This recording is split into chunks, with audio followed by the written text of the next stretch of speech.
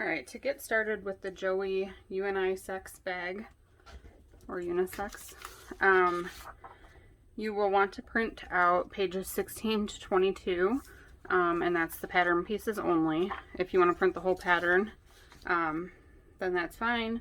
Make sure that you use Adobe Acrobat Reader and print at 100%.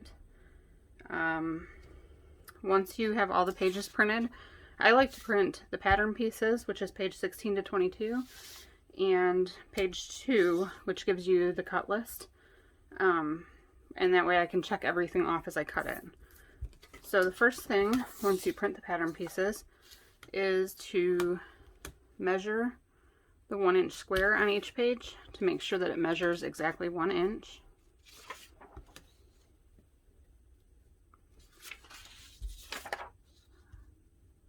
So each page has it. If you have your settings off slightly, then it could size each page like to fit to the paper, and each one could be different. So each page of pattern pieces can be completely different if you don't have it printed correctly to 100%. All right, and also if you don't want to print page 2 and only want your pattern pieces, on page 22 I have listed an additional cut list. So you'll cut everything that's listed out on the pattern pieces plus everything in this box. I still prefer to print page 2 so that I can check each item off as I cut it. So to cut out the pattern pieces, you will just cut directly along the solid black lines.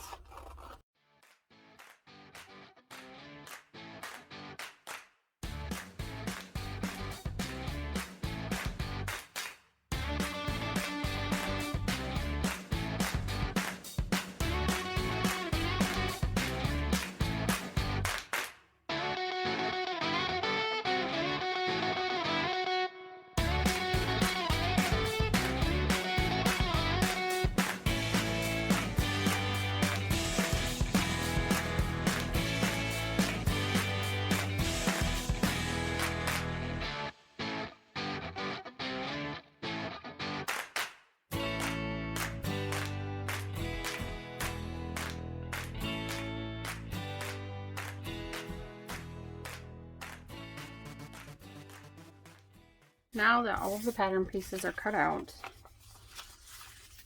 we will match the pieces at the matching letters by butting the lines up together. You don't overlap the pieces at all. And then just go ahead and tape them together.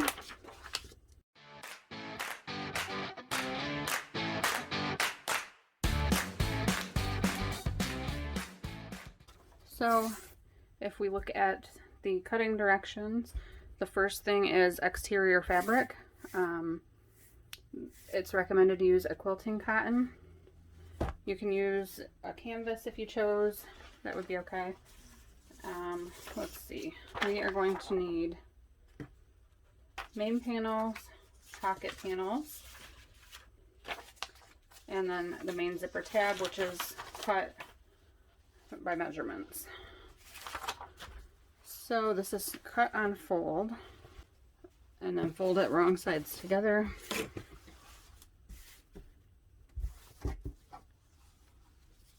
Now I'm going to place my main panel pattern piece on the fold, and then you'll cut around it. You can either pin the pattern piece to the fabric and then cut around it with scissors. You can trace it onto the fabric and then cut it out, or you can use a rotary cutter, it's this one, which is what I like to do, and just cut around the pattern pieces.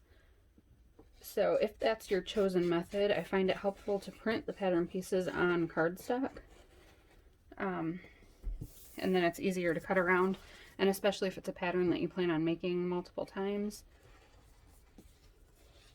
then the cardstock will hold up nicely and last longer.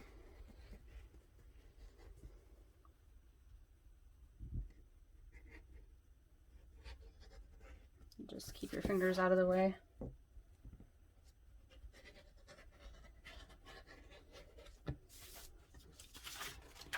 So we need 2 main panels.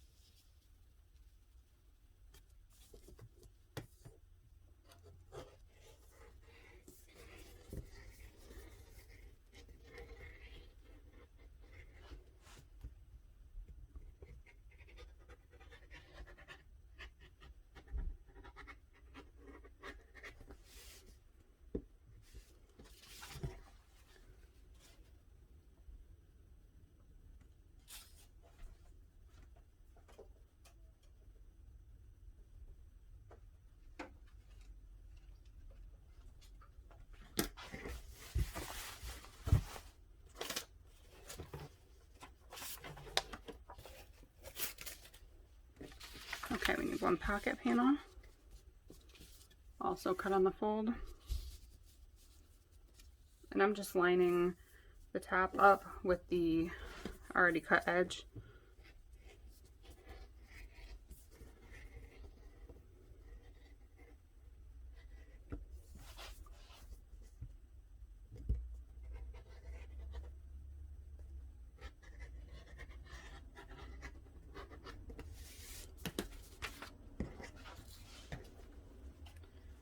Okay, and then we need 1 main zipper tab, 2 3/4 by 3 3/4.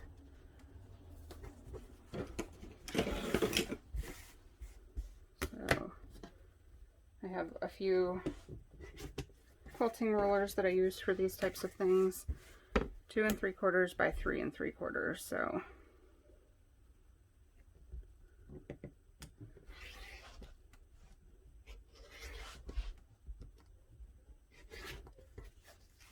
that actually makes that's a 3-inch wide cut. So then I'm just going to cut it to 2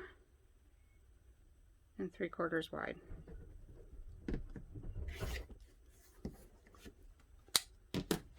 Okay, and that's everything from the exterior fabric.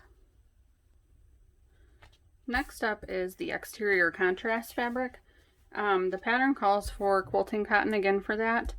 And if you see down here, there's a little note about vinyl.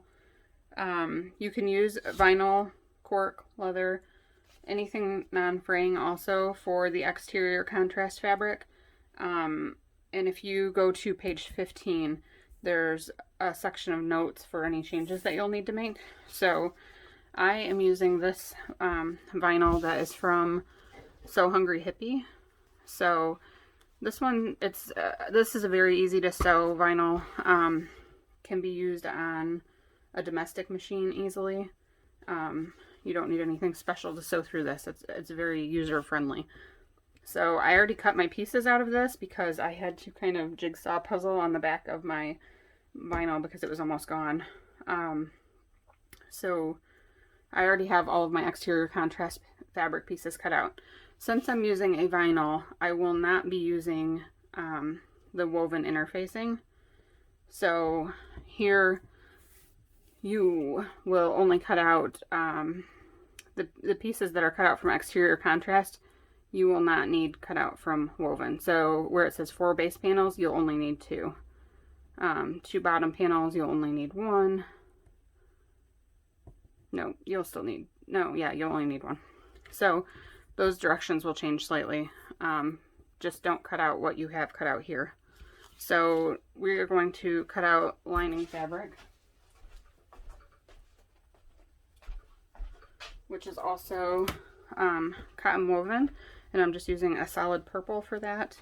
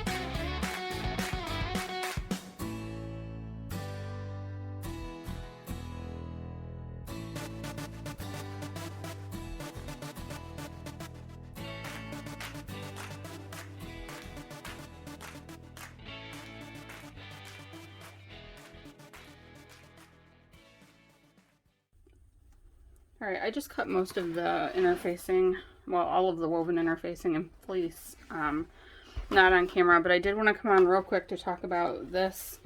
The firm fusible stabilizer that I use is number 526 Decoville, one-sided.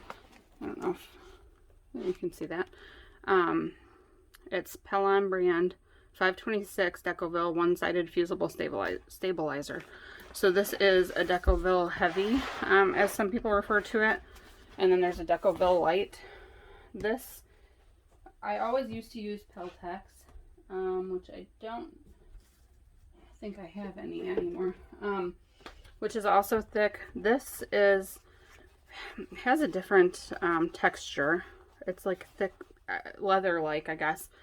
And I just really like this. I have my front and back envelope wallet has this inside of it, and I've been using mine for however long since the pattern came out, so months now, and like it's not creasing or anything, and Peltex just creases so much, so I swear by this stuff. So I just wanted to talk about that real quick, and I'm just cutting out the other pieces from this, which is 2 bottom panel stabilizers and 2 handle stabilizers, and I already cut out the pocket stabilizer.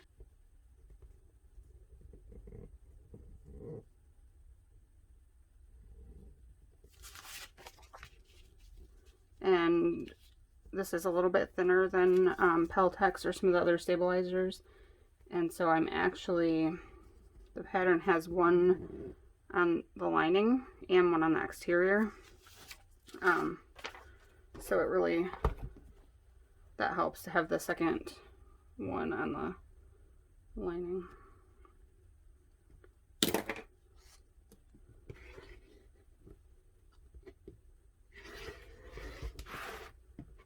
Alright, so I'm just going to actually use that one as my pattern to cut out the second one.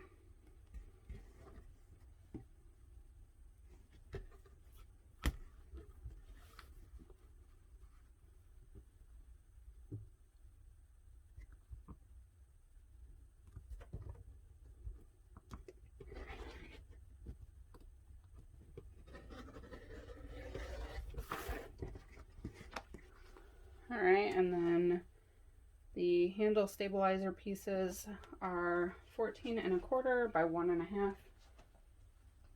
1/2. So I'll turn it this way.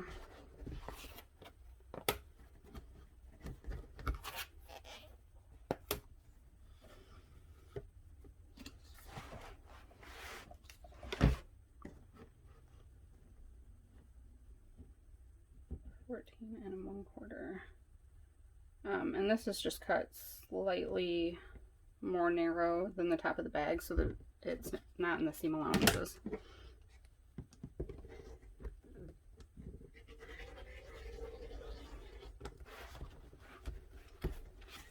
And we have 2 of those.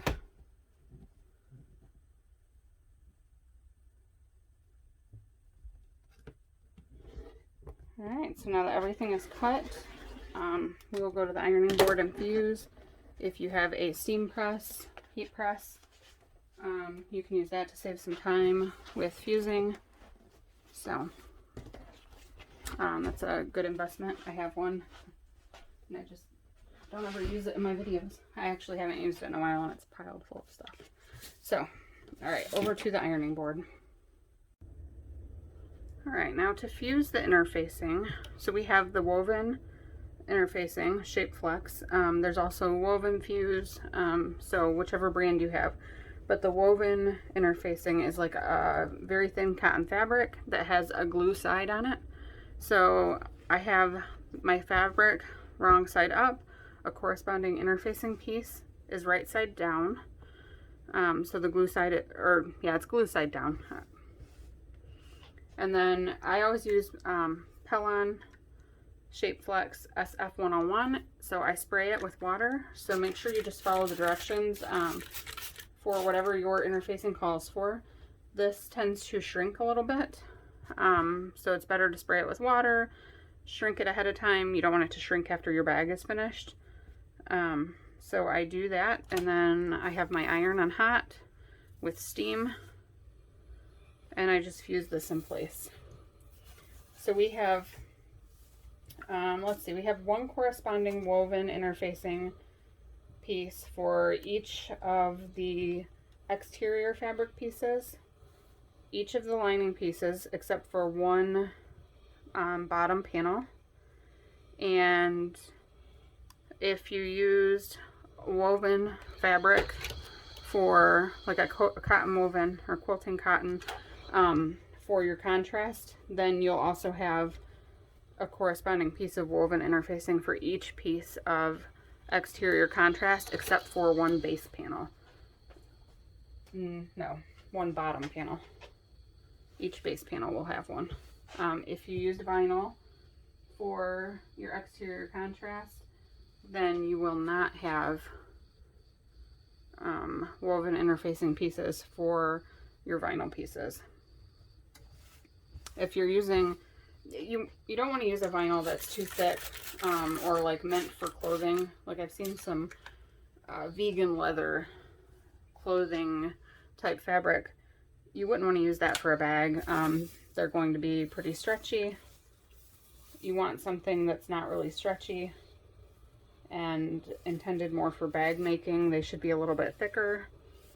There's marine vinyl that they sell at Joann's. That's very thick, so you also want to make sure that the weight of the fabric or vinyl, cork, leather, whatever that you choose, can be sewn by your sewing machine. So if you have a domestic sewing machine, you might not want to get a very thick vinyl.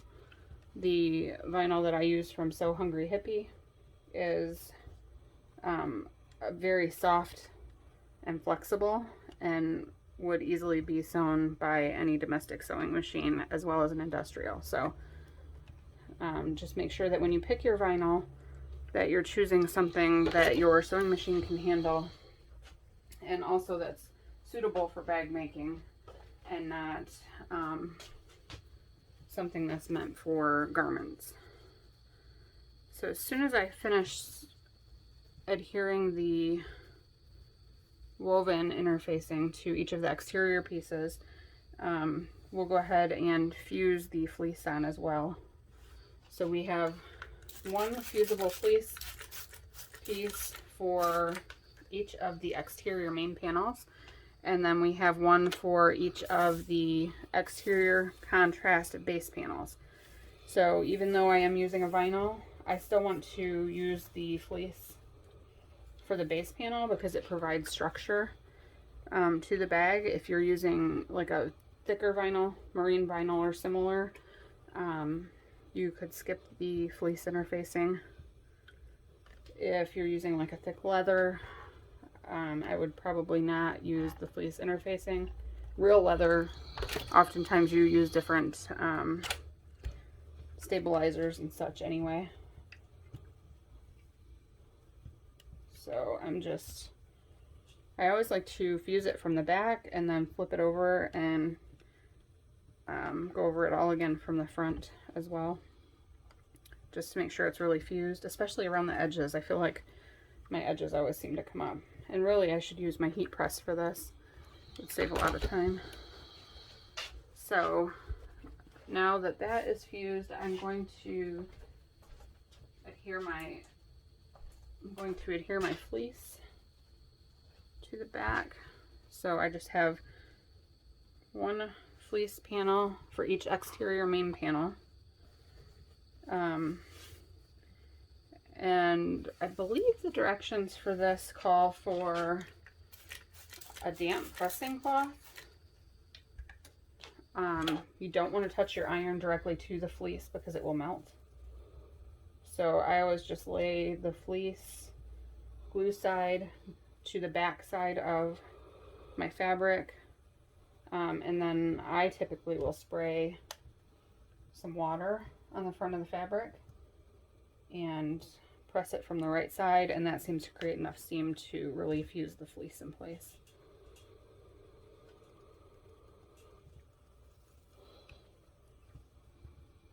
And then the base panels, the exterior base panels, since they are vinyl, you could glue the fleece in place, or you could use double stick tape, double-sided tape. I don't know why I always say double stick, but you could use double-sided tape to adhere the fleece. I'm going to fuse it from the wrong side, which most vinyls, in my experience, you can typically fuse from the wrong side of the fabric. So I'm just going to place the fleece in place and then use a pressing cloth, which is really just any fabric. So I have like some scraps of cotton fabric that I'm going to use as a pressing cloth. And that's also a good idea if your iron, a lot of times the iron will, you'll get interfacing or whatever stuck to the bottom of it, some of the glue. And if it starts to be like that and it's not cleaned off, then you can ruin the right side of your fabric. So a pressing cloth can be used in that instance as well.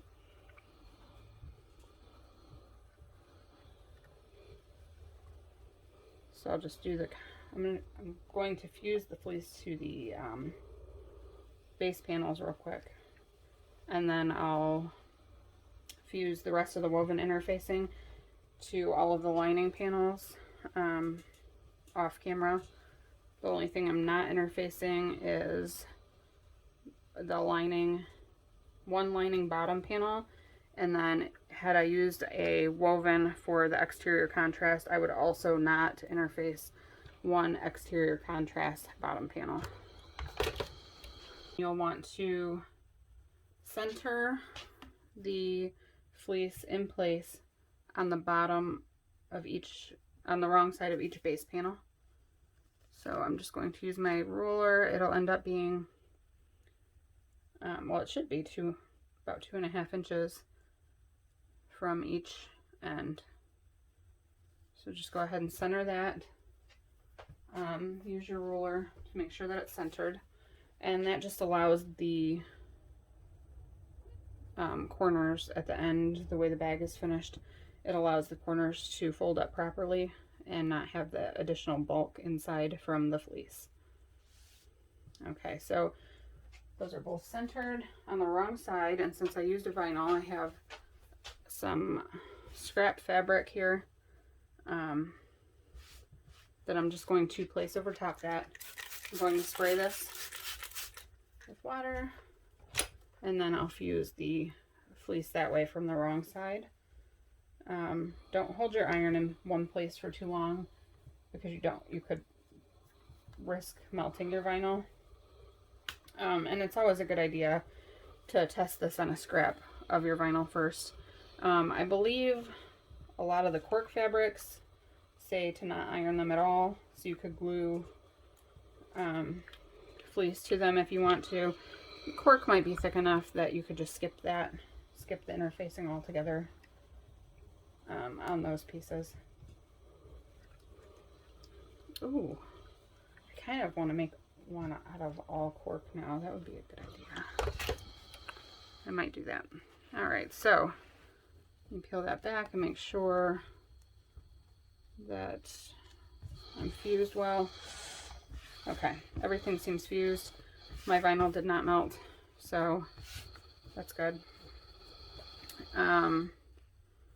I'm going to finish now interfacing the rest of the lining pieces, and at this point in time you will not fuse any of the stabilizer, the firm stabilizer. Do not fuse that. It will be fused throughout the instructions. And then we'll come back ready to sew. Okay, now to get started with sewing, step one, we want the 13-inch handbag zipper, or 14 inches total length. So if you're using zipper by the yard, cut it to 14 inches. Right side up. We want to place the lining pocket zipper tab right side up under the zippers. And then we're going to place the exterior contrast pocket zipper tab right side down on the right side of the zipper. So that's a lot of clips for a couple zipper tabs. So right side up, and then zipper, and then the exterior contrast right side down on top of the zipper. So line that all up, and I'm going to clip it. We're just going to sew across the end here, so I'm just going to clip it in a couple places, and then I'm going to put the other two tabs on the other end the same way.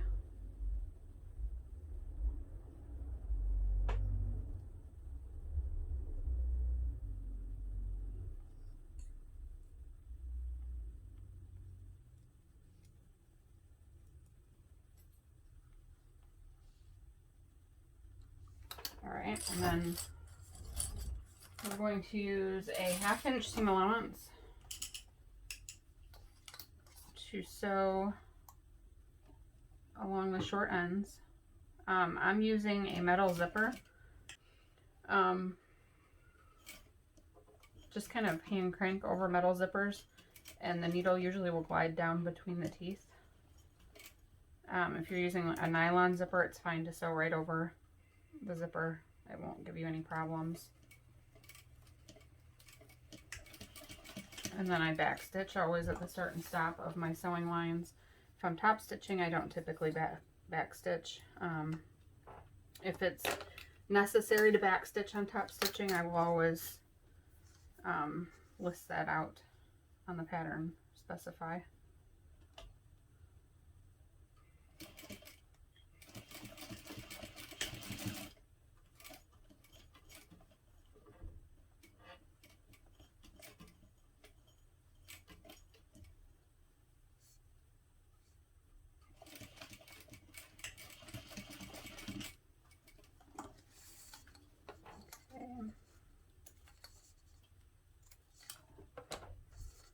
All right, now you want to press the zipper tabs away from the zipper so that they're wrong sides together. You can't press the vinyl, but I can press the lining one, so I'm gonna carefully press it from the. All right, now we're going to top stitch using a 1/8 inch seam allowance. So whenever I do my top stitching, I increase my stitch length. It's on 4.5 right now.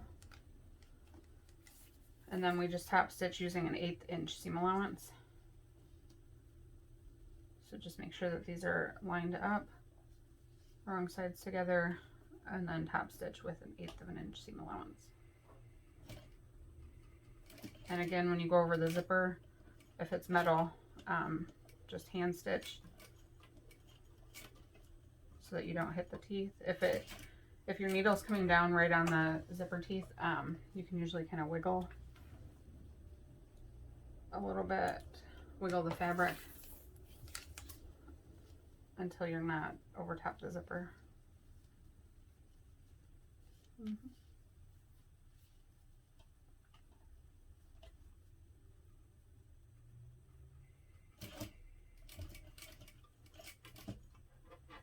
See here, I'm hitting right on the zipper.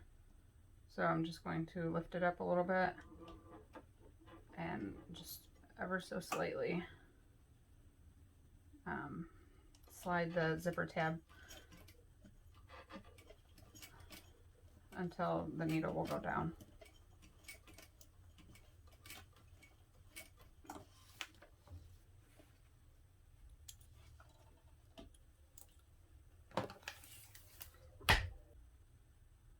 The exterior pocket panel.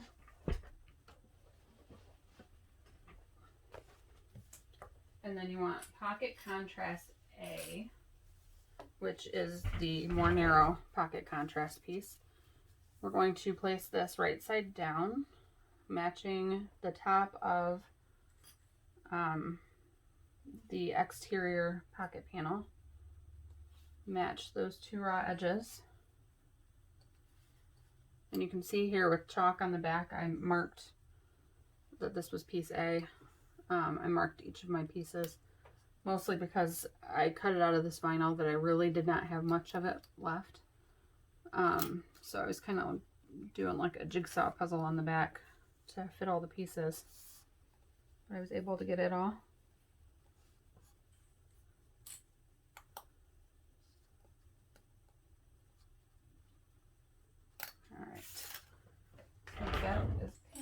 going to sew that together using a 1/2 inch seam allowance. I use a stitch length of 3 for my regular sewing and then 4.5 for top stitching. So I just changed that back to 3.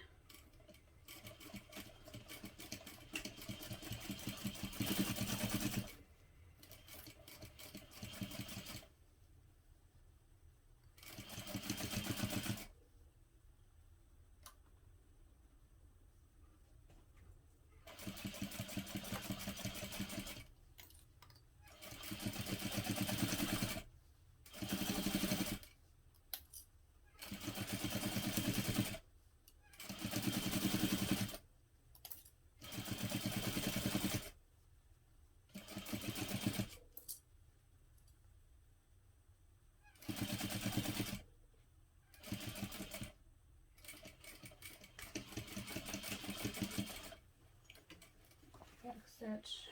Okay, now we're going to, you want to press this,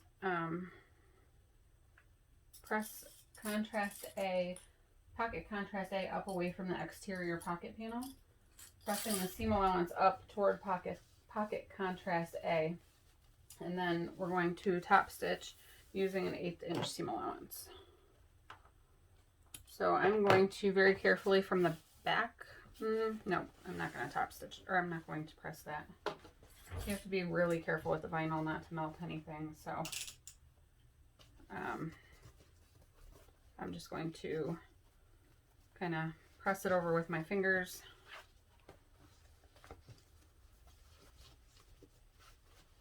It's not worth it to risk melting it, especially when I do not have any more of this vinyl.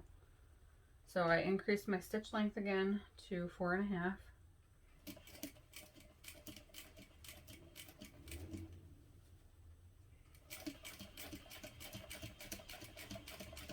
And I'm just top stitching all along that seam. I'm going slow since I didn't press this, to make sure that everything's evenly pulled, that the pocket contrast A is evenly pulled away from the pocket panel.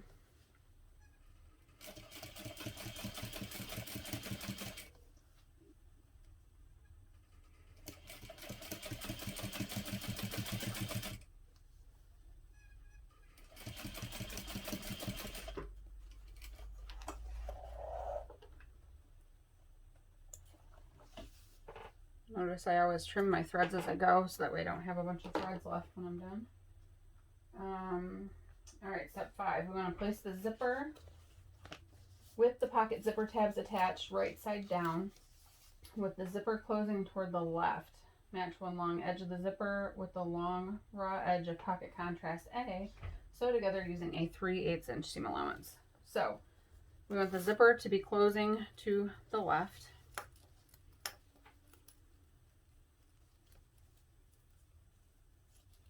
Is this, no, that'll be fine. Okay, right side down, and then I'm just going to clip all the way along the length of the top of the zipper.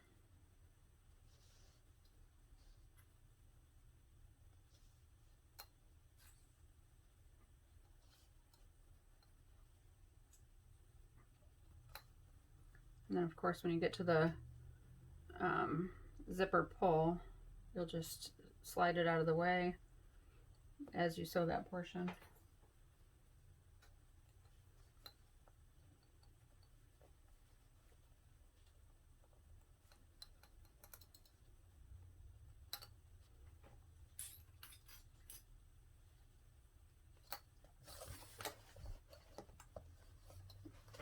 Alright, so 3/8 inch seam allowance.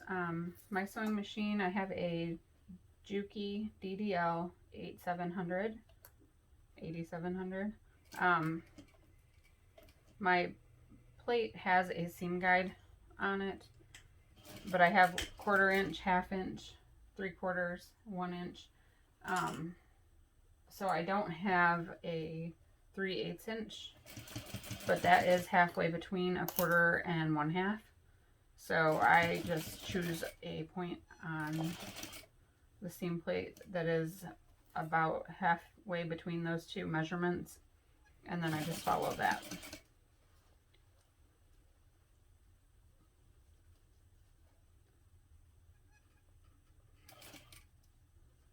All right, so as I get to the zipper, I'm going to slide that out of the way.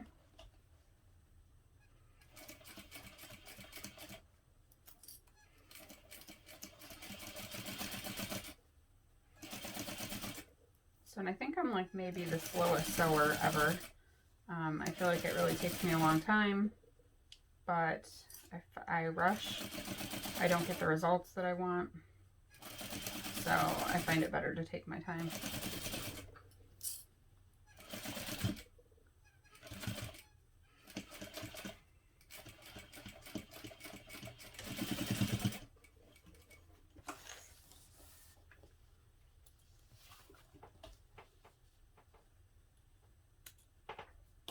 Okay, now step number 6, we want to trim 5/8 inch off the top straight edge of one pocket panel back lining.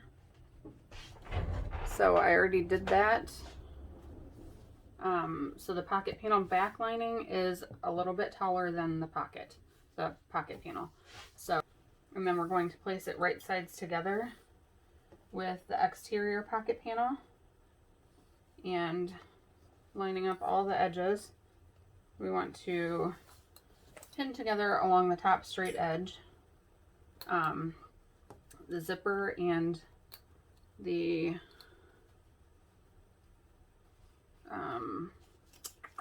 contrast A are between there, sandwiched between. All right, and so we will sew this together along that same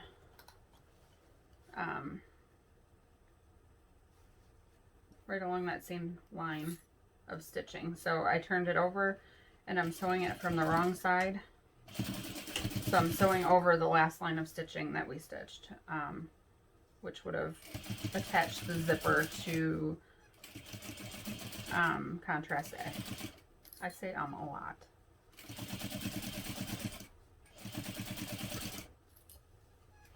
And this is a 3/8 inch seam allowance. If you were to use zippers that were only an inch wide, you would just decrease your seam allowance to 1/4 of an inch on every part that says 3/8 of an inch, and that would work out. All right, when you stop to adjust, make sure that your zipper is in, or your needle is in the down position. And I'm going to pull the zipper out of the way. I'm going to just continue stitching along that same stitch line all the way to the end. Back stitch.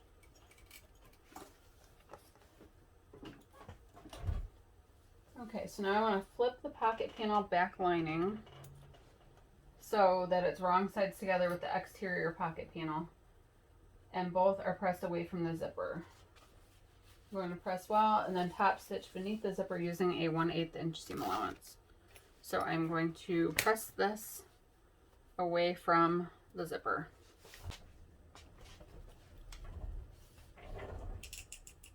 Okay, again, if you're using vinyl for any of these contrast pieces, just make sure to not touch the vinyl with the iron because it will melt.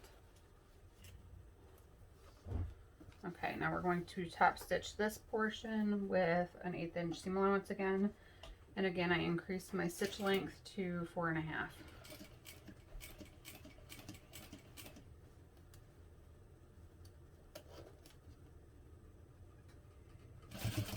I always slide the zipper pull out of the way when I get to it.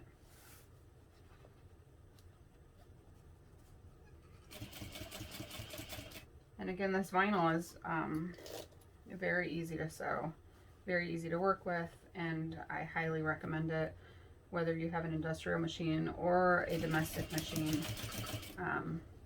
I don't need any type of special foot for this. It's not sticky, and it's thin. It's just really nice. And again, that's from So Hungry Hippie, and I will link her shop in the comments, or not the comments, I guess in the description of the video. Okay, so I top stitched that full length. We are on now step number 8. We want to place pocket contrast B, right sides together with the exterior pocket panel, matching one long edge to the long raw edge of the zipper. Sew together using a 3/8 inch seam allowance.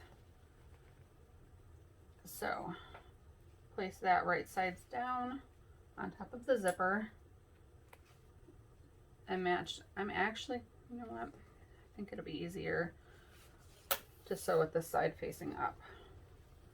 So I always like to place my clips the right direction. The clear side is flat, so if you place that side on the back, then it will glide along your sewing machine bed much easier.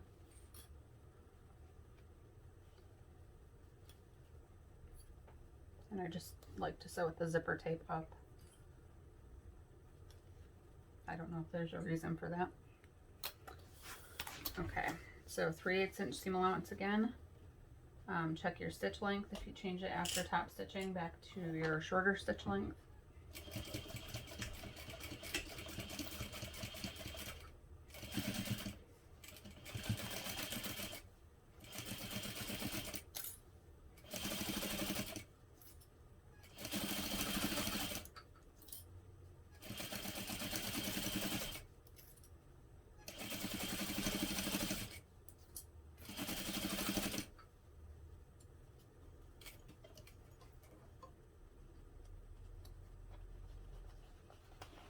Slide the zipper pull out of the way.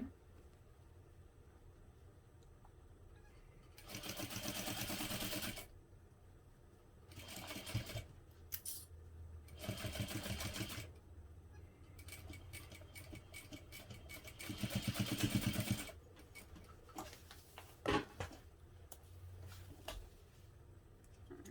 trim those threads. Now, step 9, we're going to place the other pocket panel back lining right sides together with the other pocket panel back lining. So this pocket panel back lining and this one. Okay, so place that right sides together with the other lining pocket panel.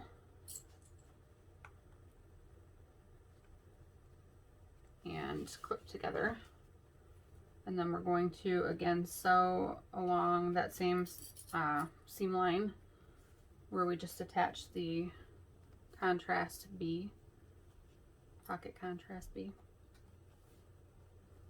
All right, and my zipper pull is here, so I'll make sure I slide that out of the way. I'll just get this started first. I'm using again a 3/8 inch seam allowance.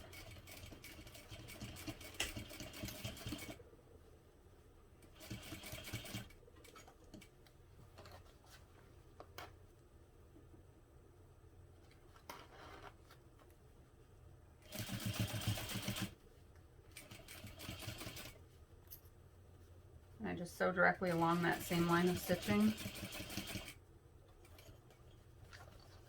And then slide the zipper out of the way again. And always stop to adjust with your needle in the down position so that the project doesn't shift beneath the presser foot.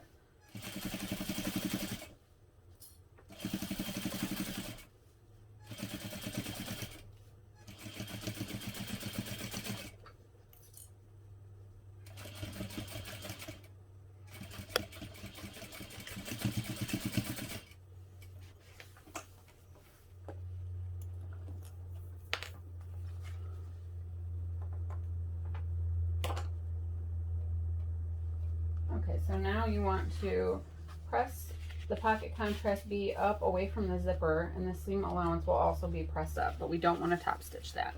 Since I used vinyl, I'm going to go ahead and press this from the wrong side. Okay, now we want to place a lining pocket panel right sides together with pocket contrast B. Pocket contrast B will be just a little bit longer, so just go ahead and center that. And I just kind of eyeball it. It's really only like a little less than 1/4 of an inch difference in length.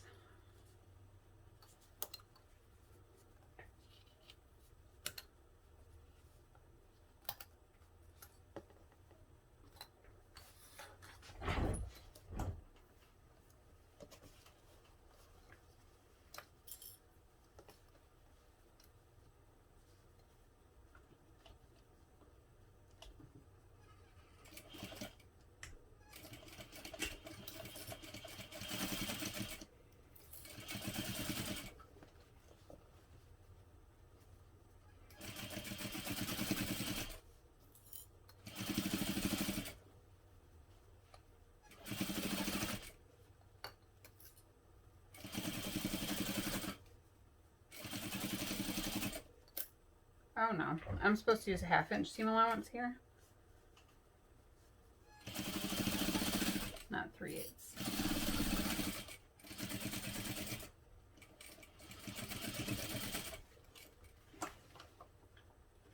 So I'm actually going to just go back in here and use 1/2 inch, and that's not going to hurt anything. You're not trimming that seam allowance out, so.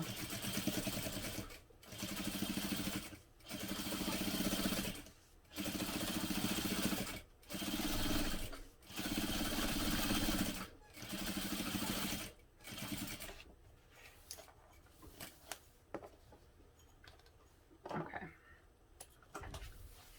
Trim threads.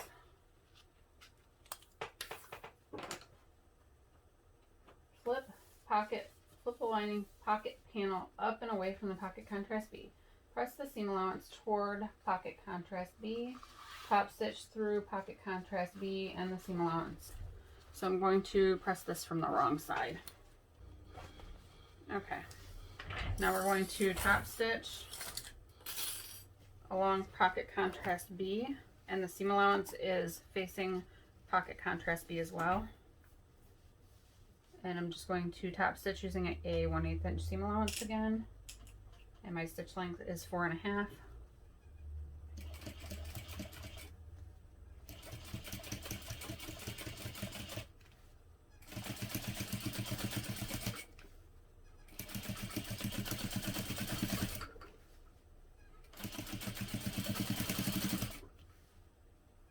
And we still did not top stitch along the top of the zipper.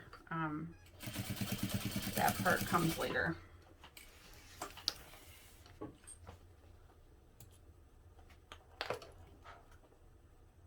So now we want to fold the lining pocket panel to the back, matching the bottom edge up with the bottom edge of the other pocket panels. So these will be wrong sides together. A portion of pocket contrast B will be folded to the back, and then we want to press it well along that fold. So I'm just lining this up along the bottom edge. So all layers should line up along the bottom. And then I'm just going to place some clips to hold this in place.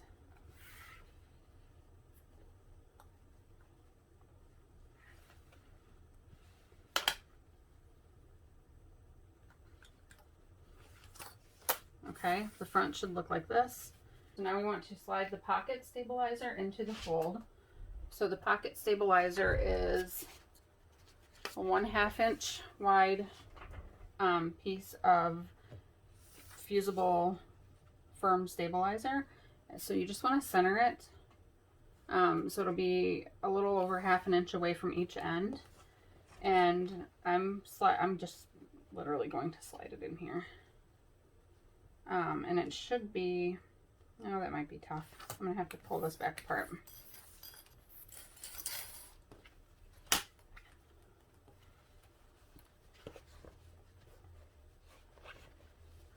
Okay, so slide this under the seam allowance. This is the seam allowance above the zipper. And I'm putting it all the way as close to the seam as it can get. The fusible side should be facing what will end up being the front of the bag. And then you'll press that in place. So I'm going to fuse this from the wrong side very carefully, not touching any of the vinyl with the iron.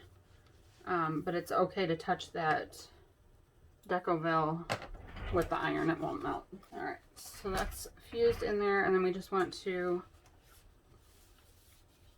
fold everything back to where it was.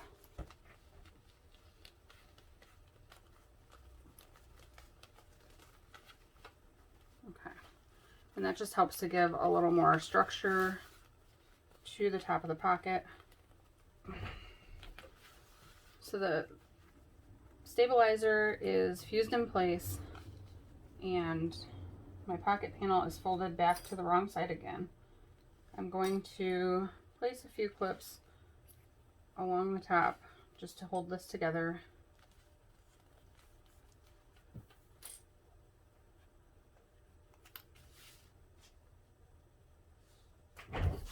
Okay, and we will top stitch above the, both above the zipper and along the top. So I'm using my longer stitch length.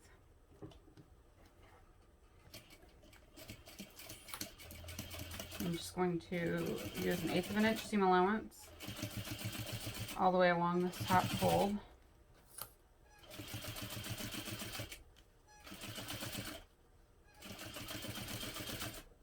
Do you hear how squeaky my presser foot is?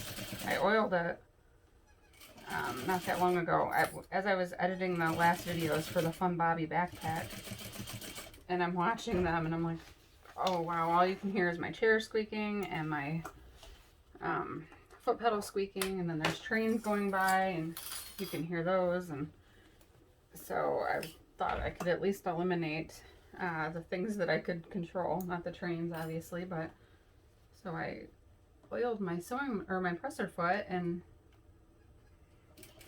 nope, not my presser foot, my pedal, and it seemed quieter, but it's not now. And I ordered a new chair, and the mail is all backed up right now. So my chair won't be here until next week, even though I ordered it, I think on Black Friday. So I'm just waiting for that. And then hopefully, at least just, I'll get rid of some of the squeaking in my videos. I can't get rid of the trains, unfortunately. Maybe if I move someday. Okay. That is so pretty. I'm excited. Okay. Now we want to install the snap. Also, you see that my pocket didn't kind of come back down all the way. As long as that gap is not more than 1/2 inch, that won't be a problem if that happens. I think just because of the bulk with some of the vinyl, that kind of caused that. So we want to now measure 8.5 inches out from the bottom and make a mark centered on the back of pocket contrast B.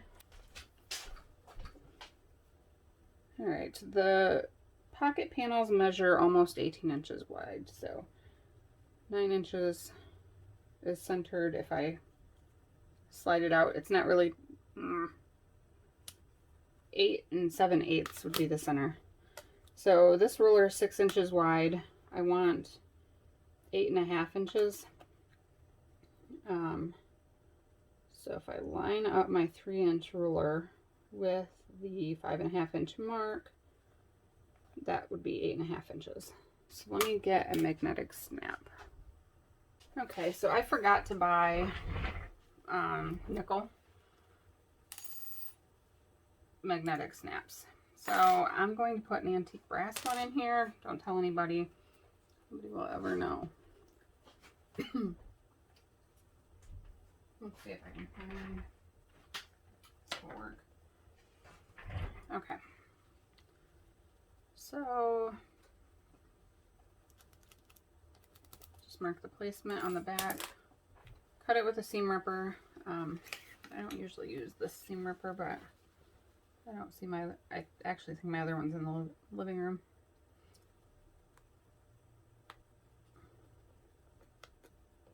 Just be careful to only cut along the lines.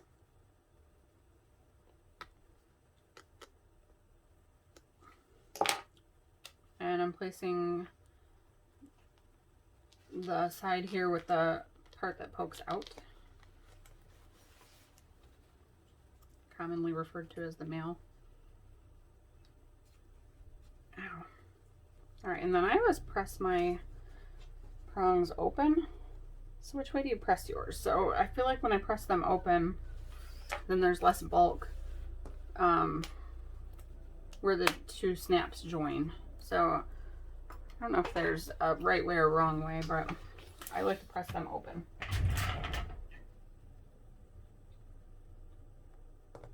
Okay, so we are going to set this aside for right now and make the handles. So let's see, 2 handle pieces, and then we should have 2 handle facing pieces. And then we're going to need, since I'm using vinyl, double sided tape for this step. So I buy this from Wawak, and it's just, I think, double sided leather tape is what it's called. So you want to draw a line down the center lengthwise in the back of each handle.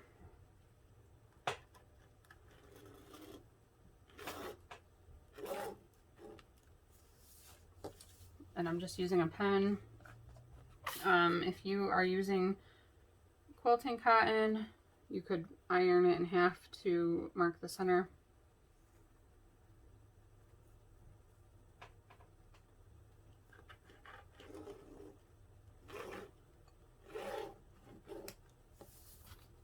And then I might as well mark the center of each handle facing piece while I'm doing this.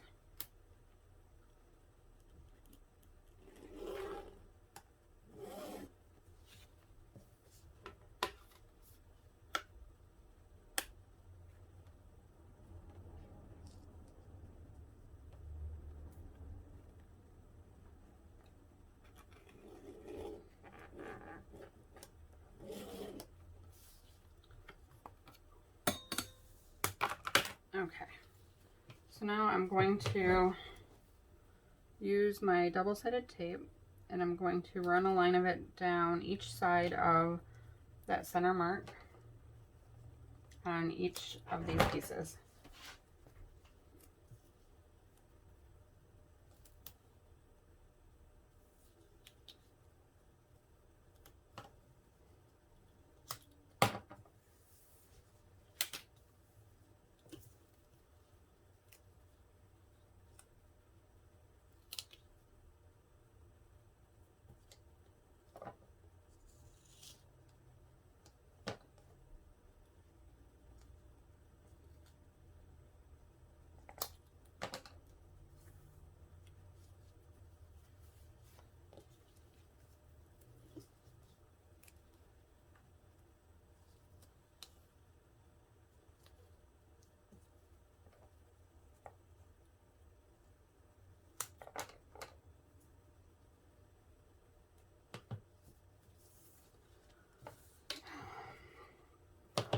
I feel like I should have stories to talk about or something while I'm doing these boring things.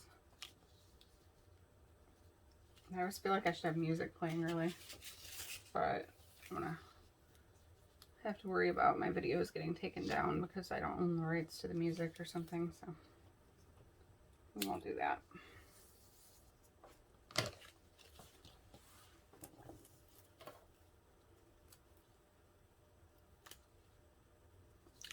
They do have double-sided tape.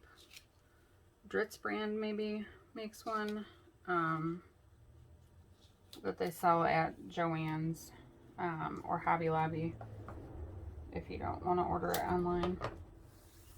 There's also Tandy Leather makes a tape, and I like that one. And they have that available on Amazon even, or from Tandy Leather. This Wawak, this one is my favorite, just because the size of the roll, you get a lot more for the price. Some people have issues with it gumming up the needle on their sewing machine when they sew through it. If you have that, you can wipe it with like an alcohol wipe, or nail polish remover, just to get that stickiness, that residue off the needle.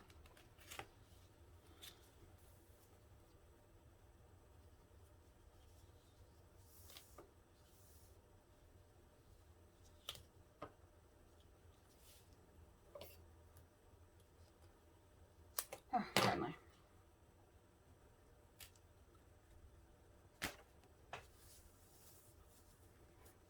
Okay. And so now what you'll do is remove the paper backing and then press each long edge into the line that you drew and stick it down to the tape. If you're using cotton fabric, you can do this just by ironing it.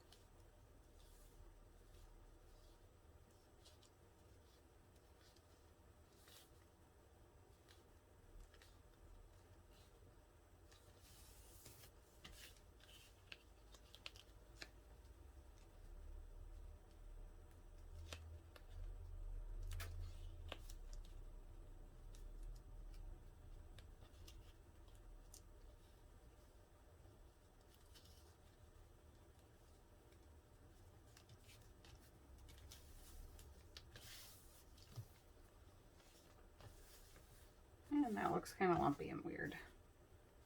I think I stretched it funny when I was putting the tape on. Oh, it's gonna work, so hopefully once it's all sewn, it'll look fine.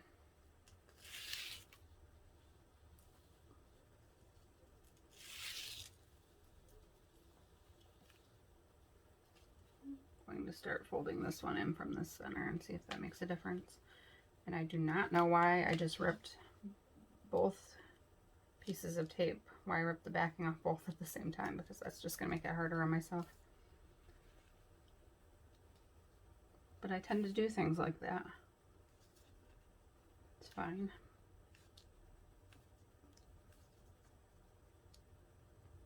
I think that's the, I don't know, the thing for this year. It's fine. Everything's fine.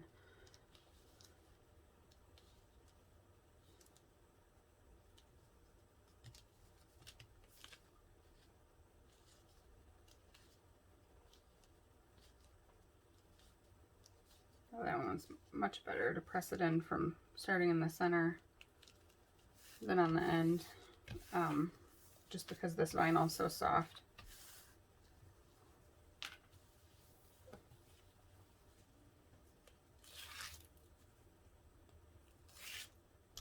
And I did it again. Oops.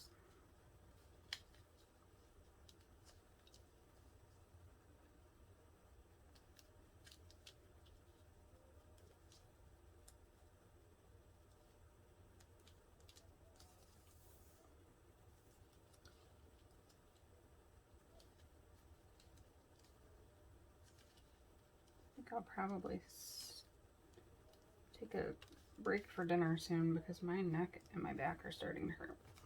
So, one more. Almost did it again, but not that time.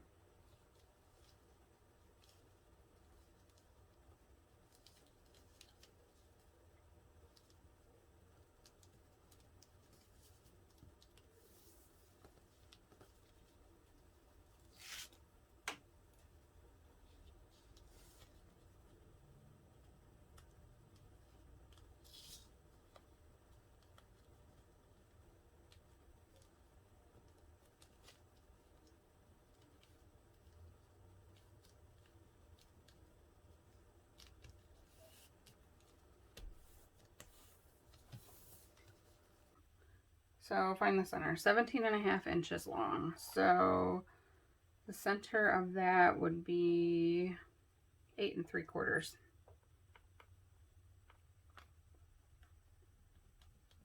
So I'm going to draw a line that's 8 3/4 in, and then also the facing should be 4.5 inches away from each end. So 4.5.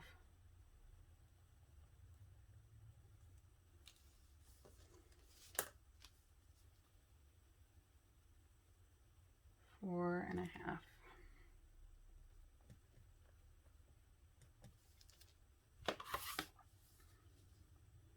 All right, so I'm just going to transfer those same marks, center, and then 4.5,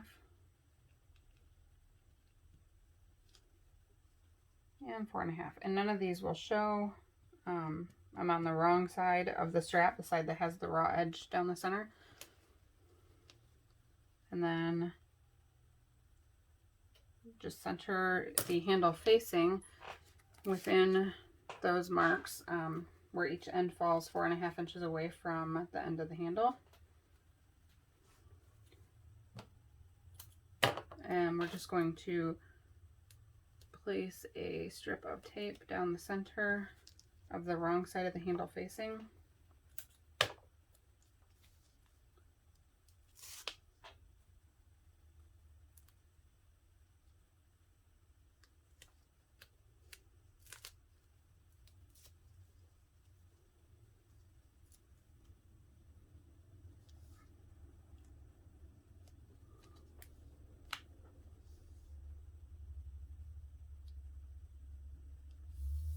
Alright, and I'm just making sure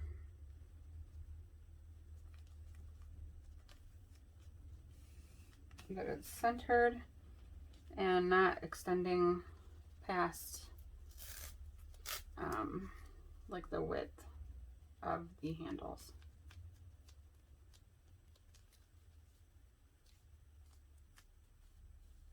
Looks good. We'll repeat that on the other side, or the other handle.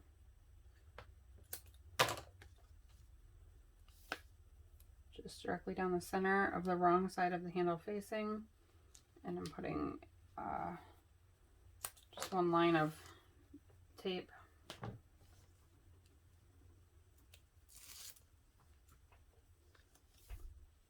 And then I have my marks that are 4.5 inches from each end, and I'm just placing the handle facing between those marks. Now I'm making sure that the handle facing is not extending past the width of the handle, and then I'll press that down in place.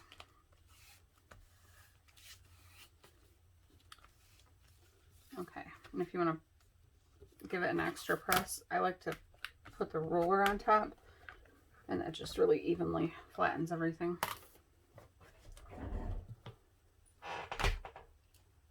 Alright, so now we're going to top stitch right now, but around the handle facing only. So you can do it from the handle facing side if you want. I like to do my stitching from the right side of the handle, so you can see where the handle facing is. And I'm just going to start there, and you want to stitch using 1/8 of an inch seam allowance. So right now I'm 1/8 of an inch from the end of the handle facing, and you can also use like a chalk pencil or something to make a mark on the right side where the end of the handle facing is, so that you can easily stitch along that line. And then I'm just going to turn, and using an 1/8 inch seam allowance, and I'm sewing only along the portion where the handle facing is attached.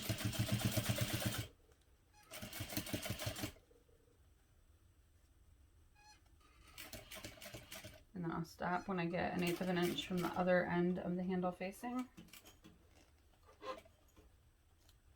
Rotate.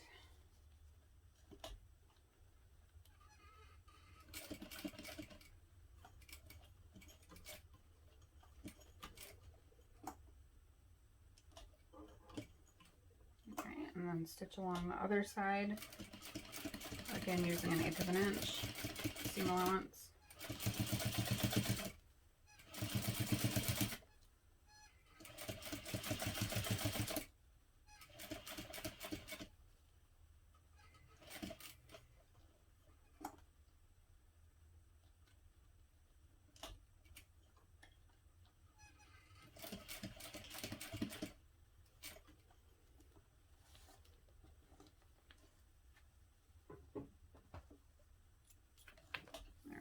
now we'll trim those threads.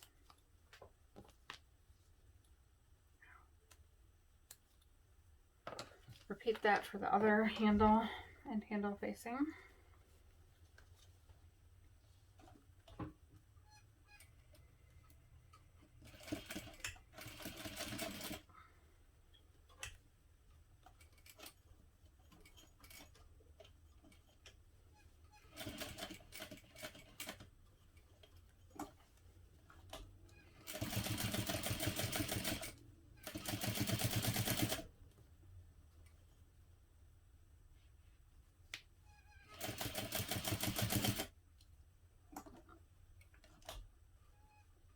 I'm still just using a 1/8 inch seam allowance down the length of the handle facing only.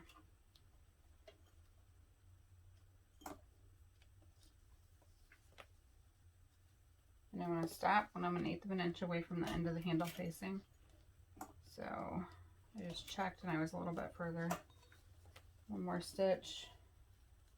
And now I'm at that point. And then stop again when I'm 1/8 of an inch from the end. And back stitch down the length of the handle facing on the other side.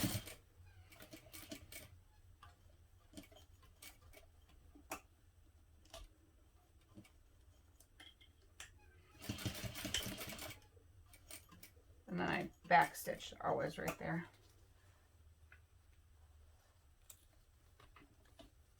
Alright, and then trim those threads.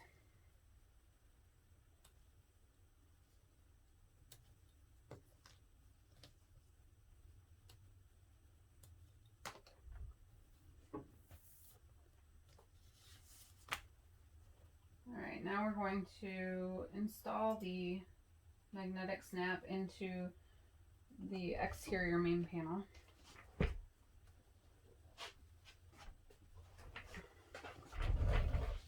So this will be centered, and again 8.5 inches up from the bottom. So the bottom is about 7 3/4 of an inch wide. So, or 17, I'm sorry. I'm just going to center it between the the 0 inch and 18 inch mark, and then the 9 inch mark becomes the center. And to get 8.5 inches from the bottom, 6 inches plus 2.5 inches on this ruler.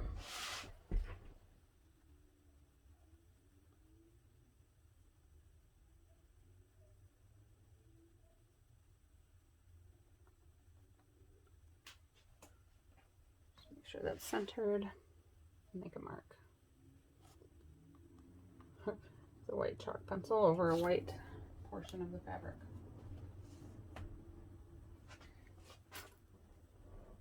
Alright, and this panel already has fusible fleece interface to the back of it, so you won't need anything additional to go behind the snap. It's not only going through cotton fabric. And then use the seam ripper.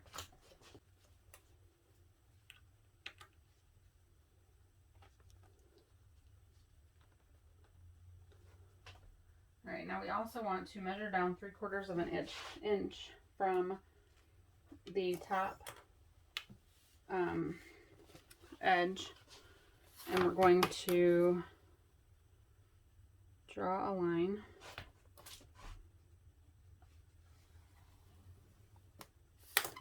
And then you want to fuse the handle stabilizer centered on the wrong side just below that line, and you'll do that on both of the exterior. Alright, we're on step number 17. So we just finished fusing the stabilizer to the back of the exterior main panels, 3/4 of an inch from the top. And now on the right side of the exterior main panels, you want to measure 1 inch down from the top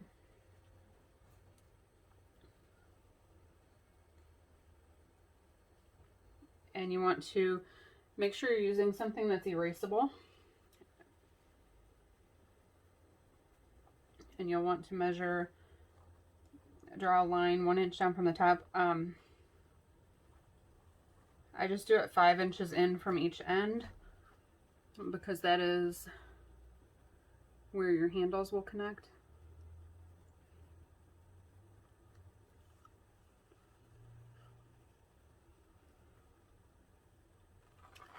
And the chalk pencil that I use is like a Dritz chalk pencil, and it has an eraser on one end. It comes with green, white, and pink chalk.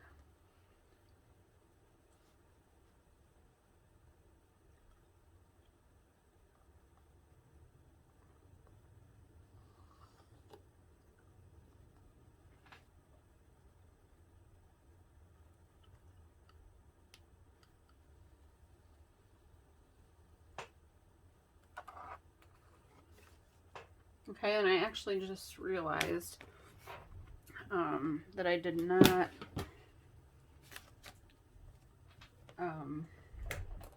make marks on the handles. So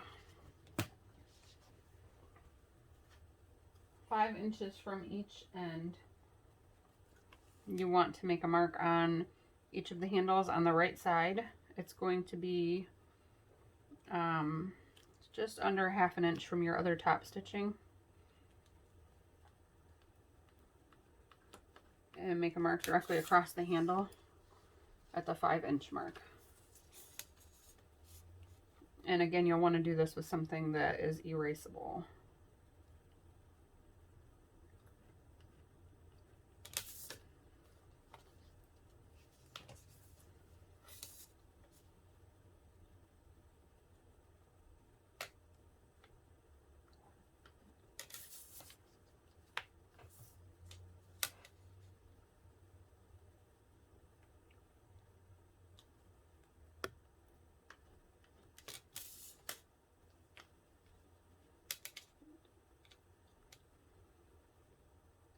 Draw that line straight.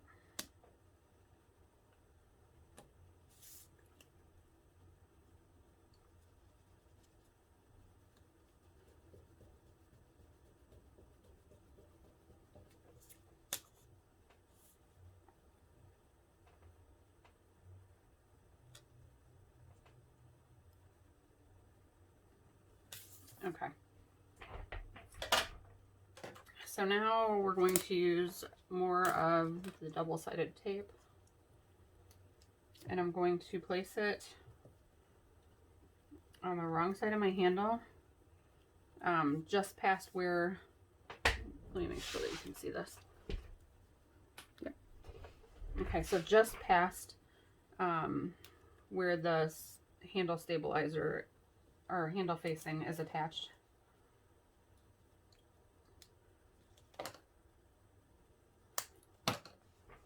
And I'll go ahead and add that to both ends of each handle.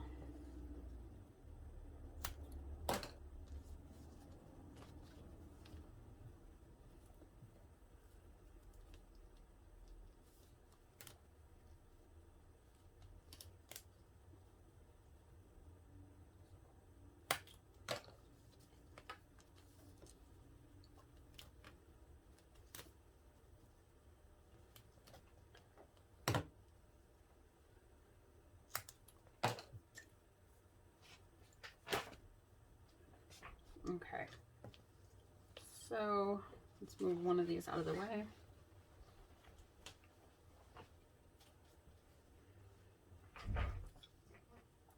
All right, you want to start beneath the line that you drew with one handle, and just line that up. All right, and now we're going to sew.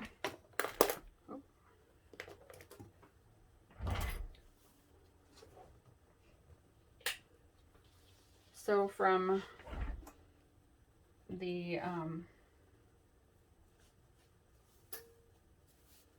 end of the handle to the 5 inch mark,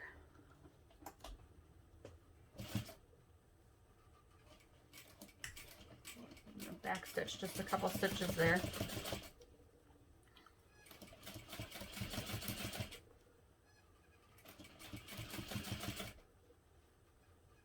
All right, and you're stitching over your previous stitching here too, so you just want to make sure that it lines up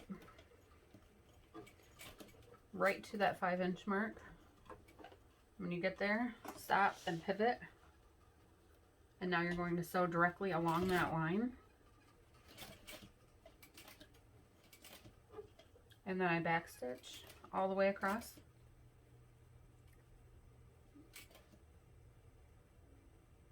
And I just go slow to try to keep my stitching lined up with the previous stitching. And then stitch again.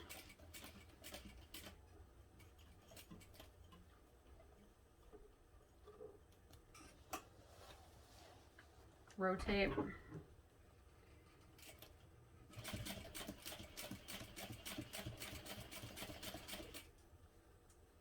My thread is unraveling or something.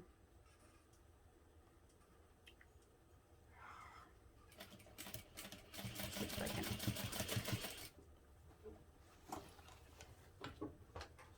All right, let me fix whatever my thread is doing here.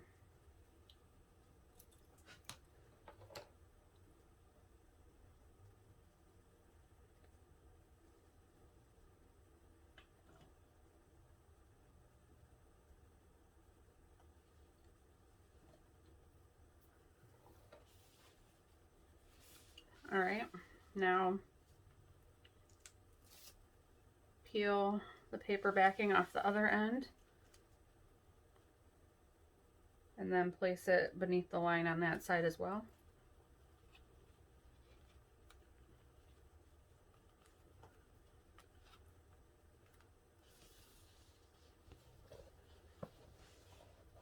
All right, and again, starting at the end, using a 1/8 inch seam allowance.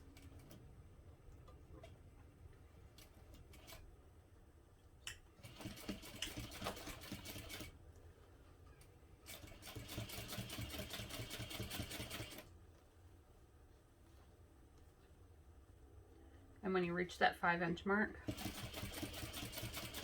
you'll stop with your needle down and rotate the bag.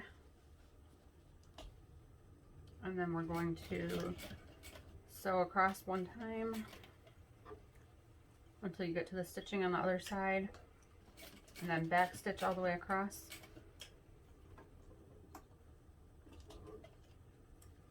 And then sew across again.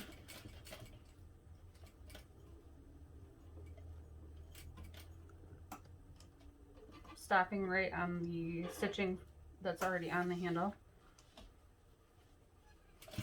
And then use a 1/8 inch seam allowance to sew along the top of the handle.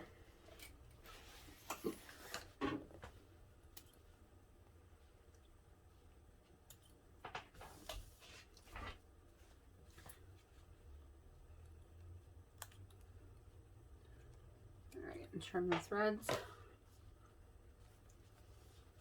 And then we'll repeat that process to attach the other handle to the other exterior main panel.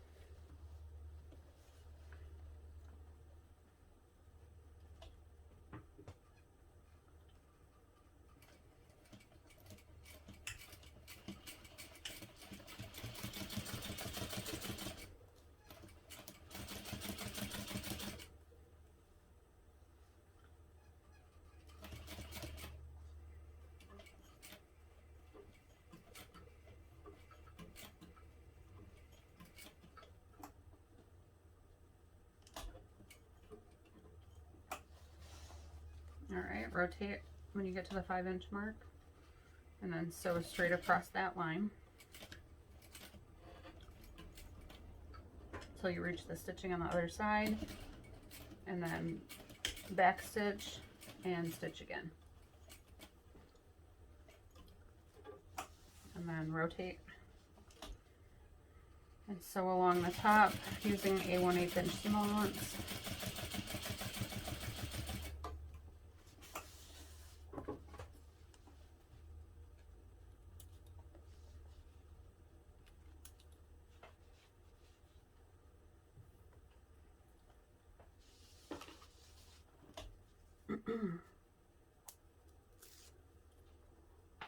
Alright, and then we'll repeat for the other side.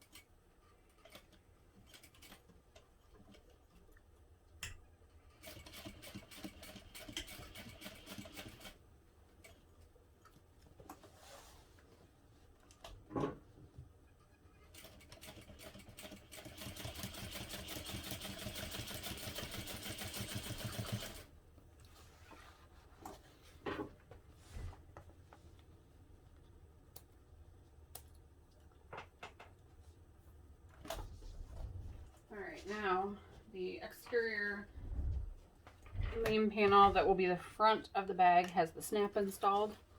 So we're going to take the pocket panel with the other half of the snap, place that on, wrong side down, right sides are up on both bags, match the raw edges along the bottom, and I'm going to pin everything together now, or clip.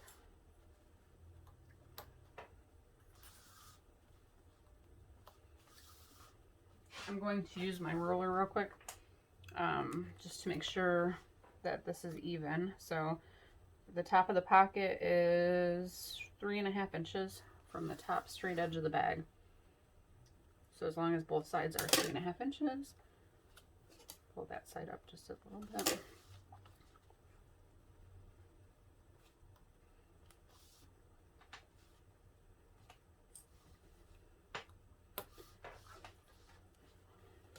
All right, and then we're going to baste all the way around the pocket using a 1/4 inch seam allowance.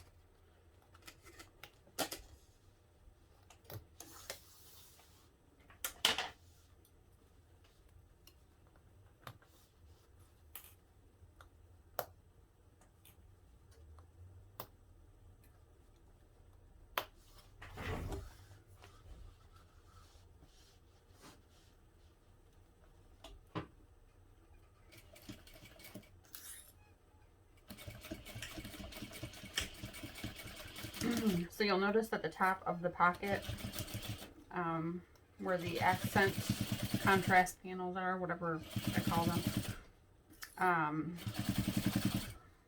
they are not angled. So we will trim those down also after this is all basted together.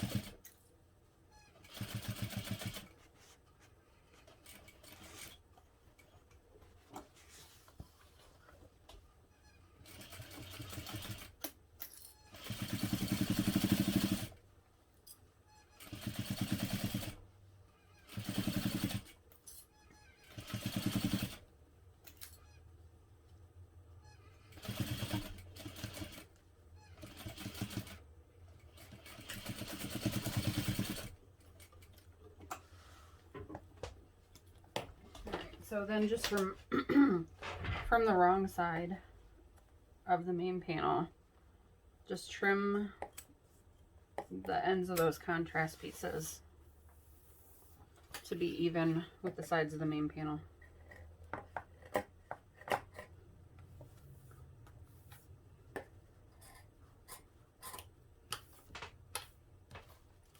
All right, so now we have a slip pocket and a zipper pocket.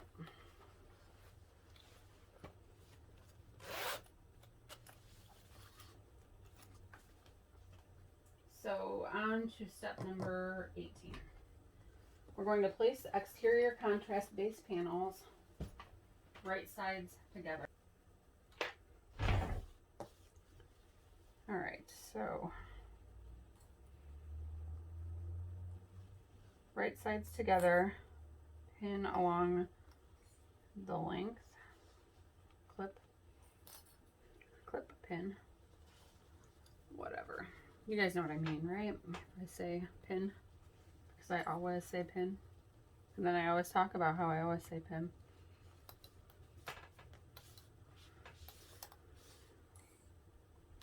Okay. So now we'll sew this together using a 1/2 inch seam allowance.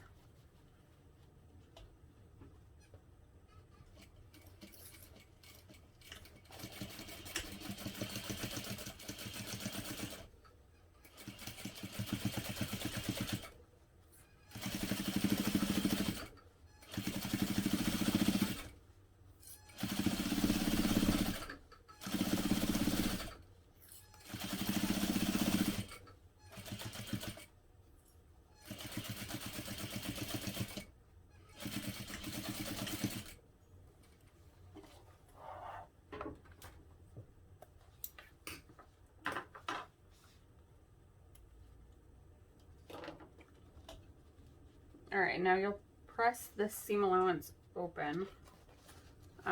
Since I'm using vinyl, I'm not going to press it with the iron, so I'm just going to kind of finger press. All right, the seam is open. And then we're going to top stitch along each side of the seam using a 1/4 inch seam allowance. So increase my stitch length.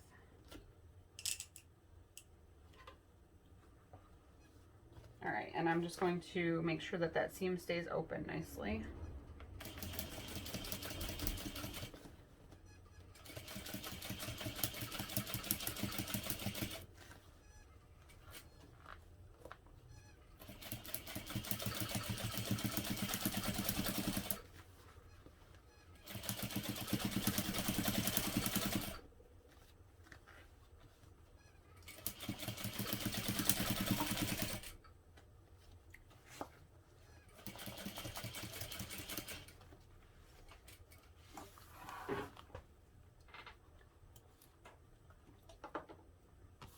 All right, and then do the same thing down the other side of the seam. Now I feel like I'm probably going to run out of bobbin thread soon.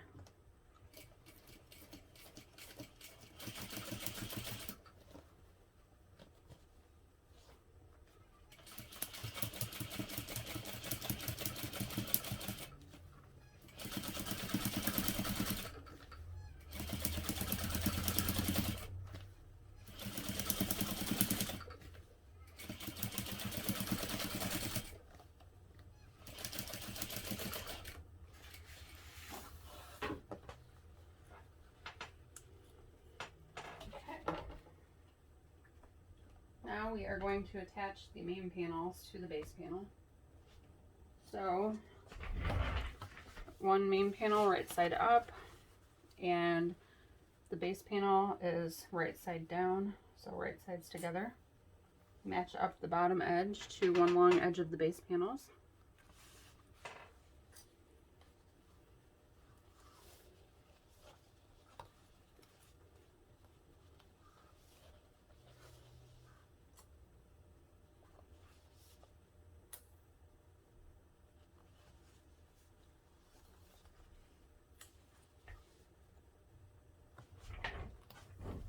All right, sew that together using a 1/2 inch seam allowance.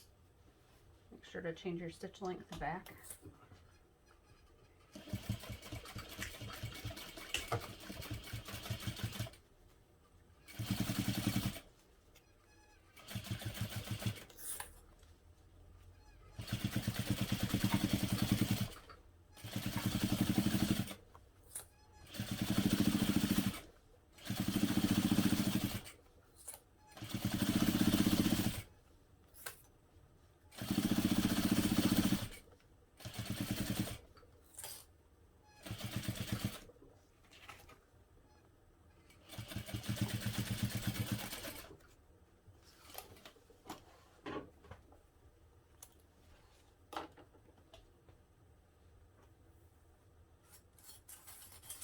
All right, we're going to sew the other.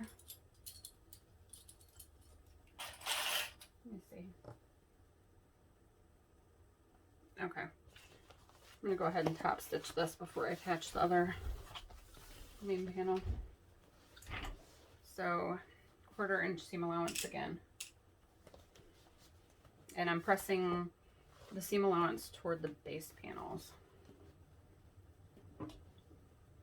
which I'm not pressing obviously because of my vinyl.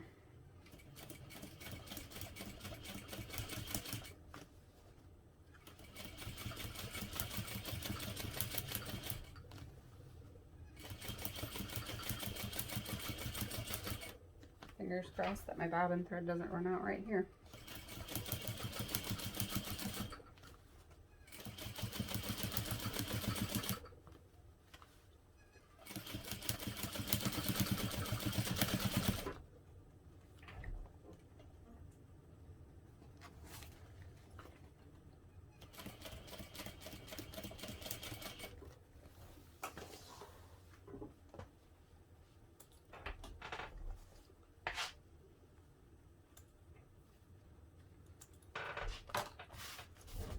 Okay, now we'll sew the other main panel to the other side of the base panels.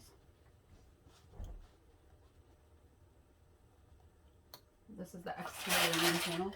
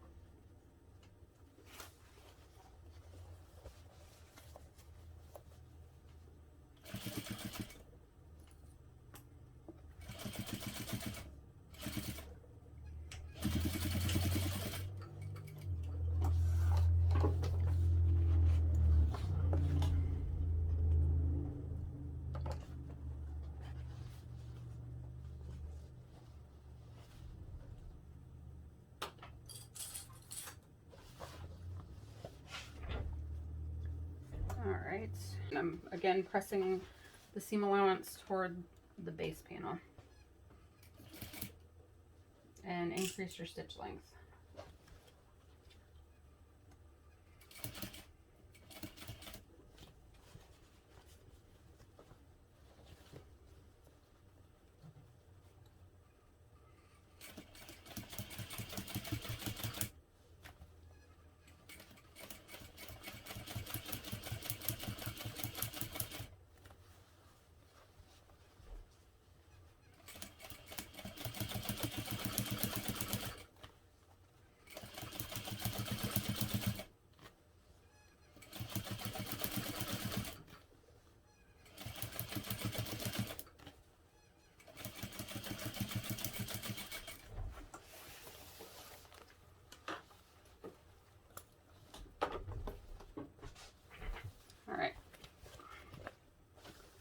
so now for the base panel. If you were sewing this with fabric, which we'll do when we do the lining base panel, you would have two base panels. No, bottom panel. This is the bottom panel. So you would have two bottom panels. They would be one with interfacing, one without. You would place them right sides together. So using a 1/2 inch seam allowance, trim the seam allowance down, and then place the interfacing inside. Since this is a vinyl, we're actually going to do it differently.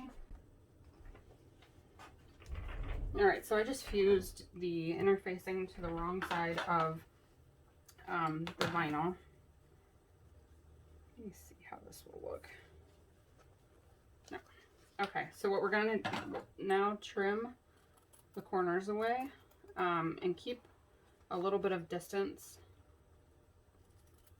And this, again, is only the way you'll do it if you're using vinyl. If you're using woven fabric, follow the instructions on step number 21. If you're using vinyl, this is what you'll do.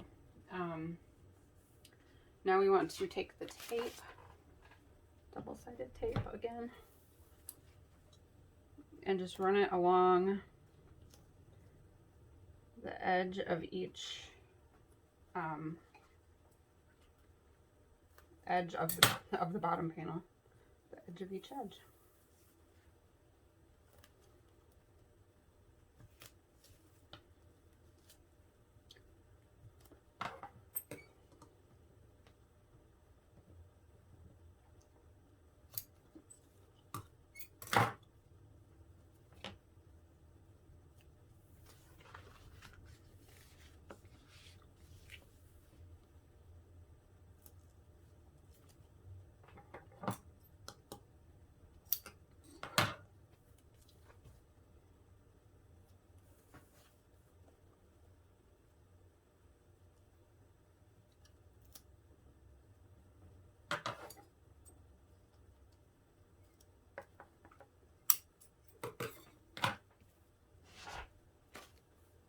Alright, and then we'll remove the paper backing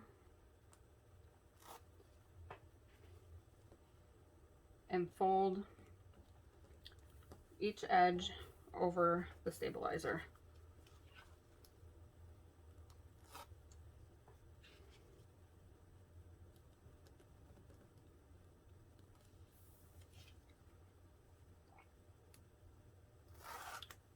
If you have a vinyl with a fabric backing that might fray, you can go ahead then and place a little bit of fray check right along those corner seams.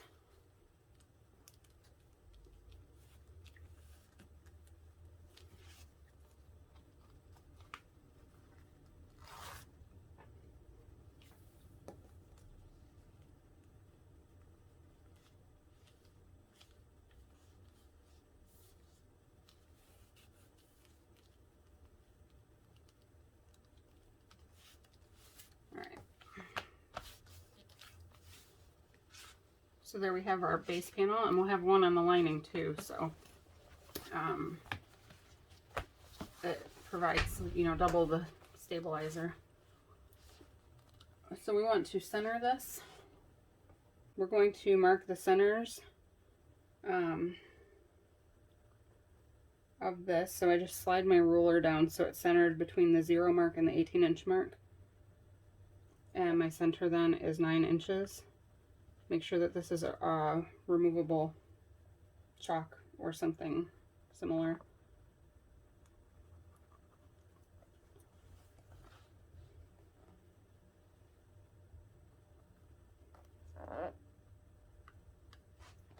All right, and I'm going to draw a line all the way down the center.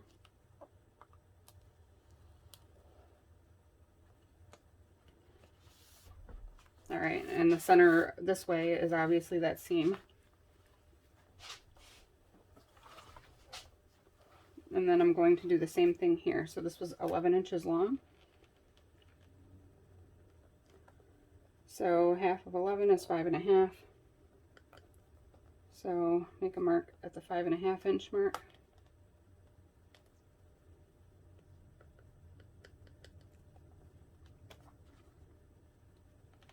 Just mark a few different times.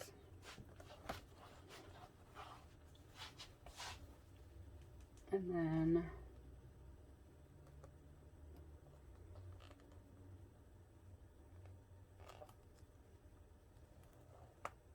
draw a line. All right, and then it is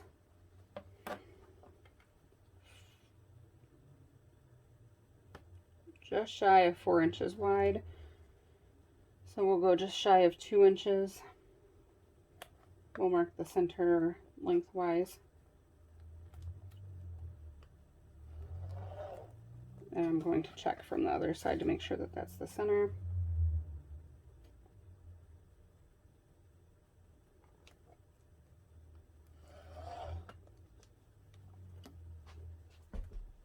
All right, so now I can just line up the lines that I made and the seam in the bottom, and that centers this perfectly. So go back to our double-sided tape, and I'm just going to place a few lines of tape down the bottom panel.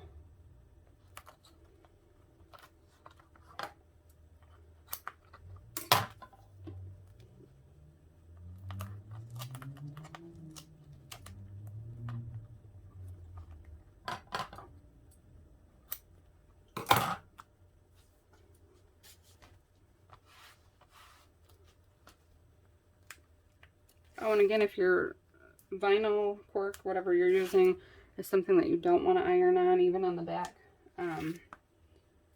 then you can always use double-sided tape to adhere the stabilizer to the vinyl as well, or to whatever fabric you're using, materials. All right, so now that I have that centered, I'm just going to wipe away my chalk marks.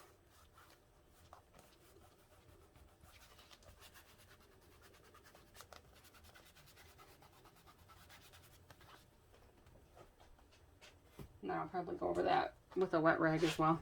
I don't know how well the eraser works on the vinyl.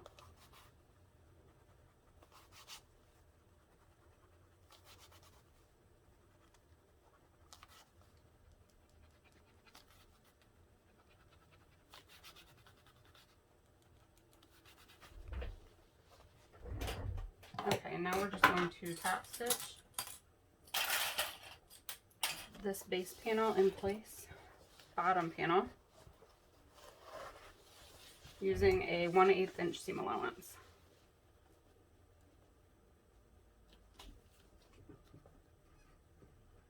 So I'm just going to start at the corner of one long edge and do a few stitches and then back stitch, and then we'll sew all the way around the bottom panel.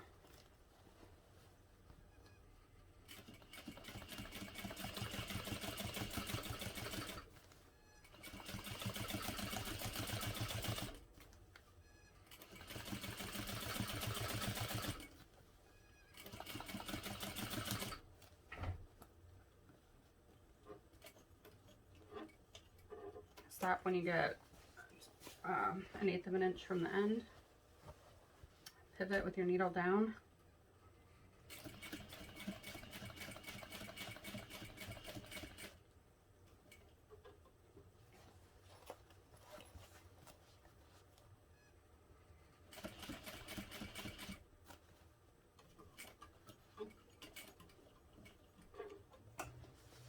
All right, and actually, if you're watching this video, I think I'm going to change the order of the steps so that you sew this base or the bottom panel onto the base panels before attaching them to the main panel. So this video might be out of order.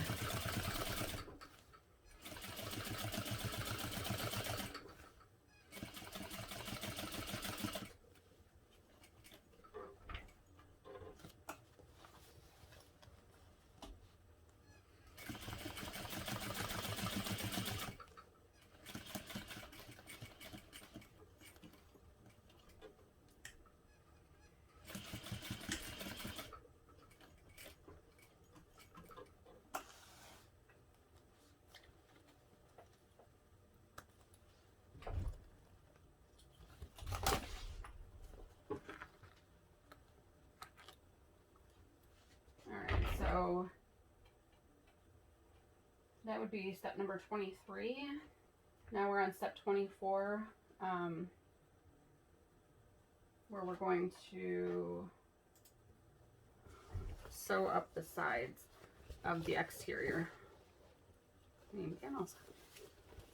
So first we want to match the tops and make sure that the ends of the handles are lined up properly with each other.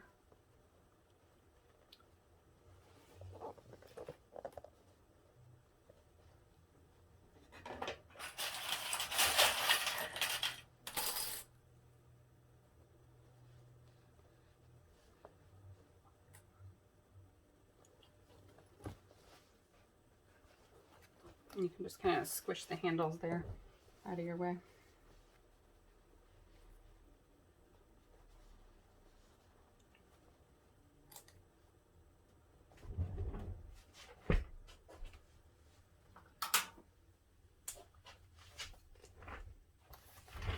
All right, when we get to the bottom, so I just pinned down, clipped down the side part of the way. When you get to the bottom, let me make sure that this is in the view. Yep. All right. So you are going to take the bottom, the center seam and the bottom of the base panels, and fold that kind of wrong sides together right along the seam. So you want the seam to be right at the top portion of that. I don't know how to best show you. Okay. And then with the seam right at the top, line that up with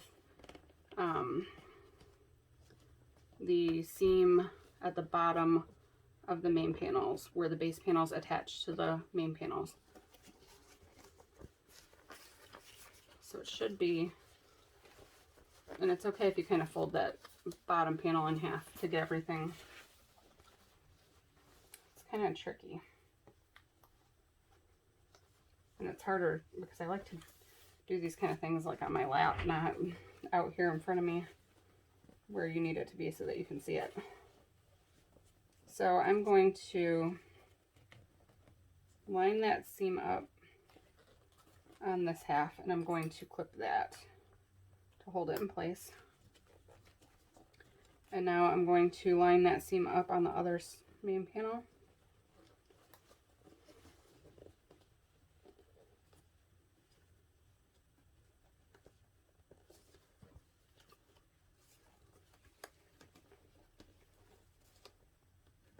And then pin them all together. Just make sure that everything there is lined up nicely.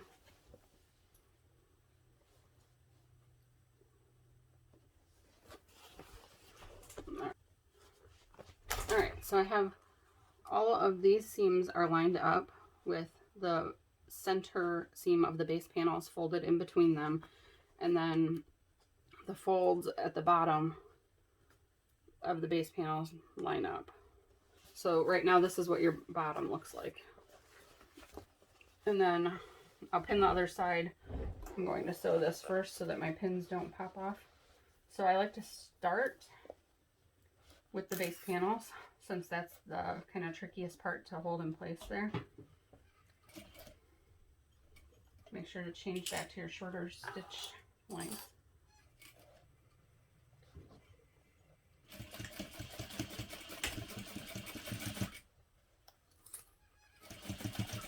Alright, and then this part can be a little bit thick. And I'm using a 1/2 inch seam allowance here.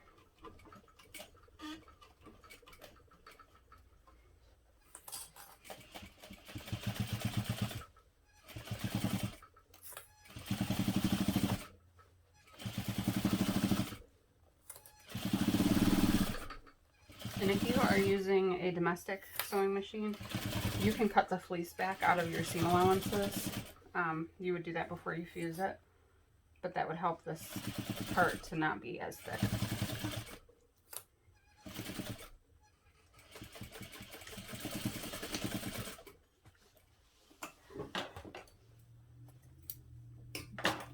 Alright, so now going to repeat that process with the other side, and I'm going to pin it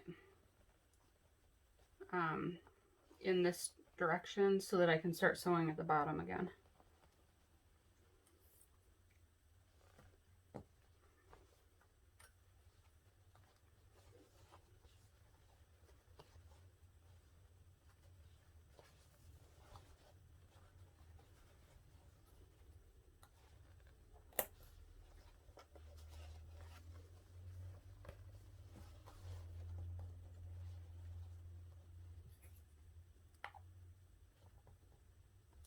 Alright, so same process, folding the base panels,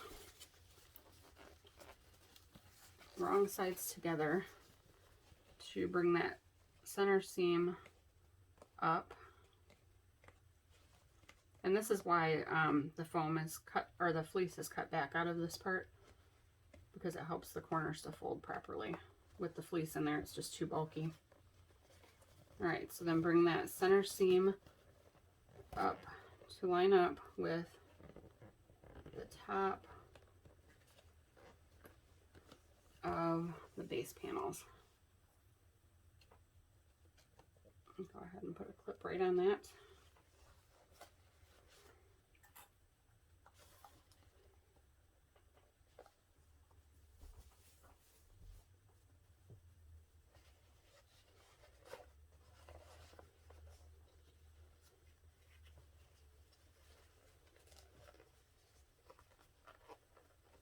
All right, and then fold the base panels so that they meet at the bottom.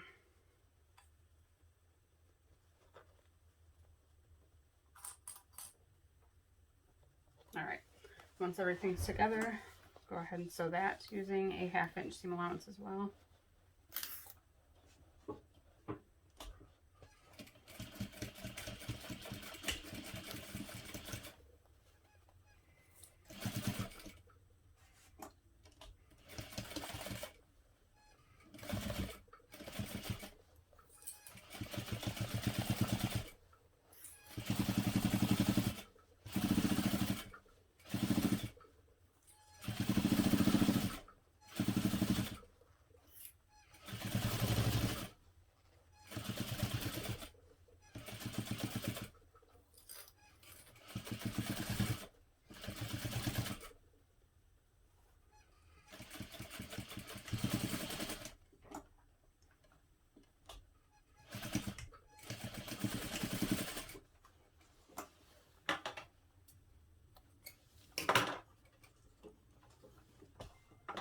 All right, now we're going to cut the seam allowance down to about 1/4 inch.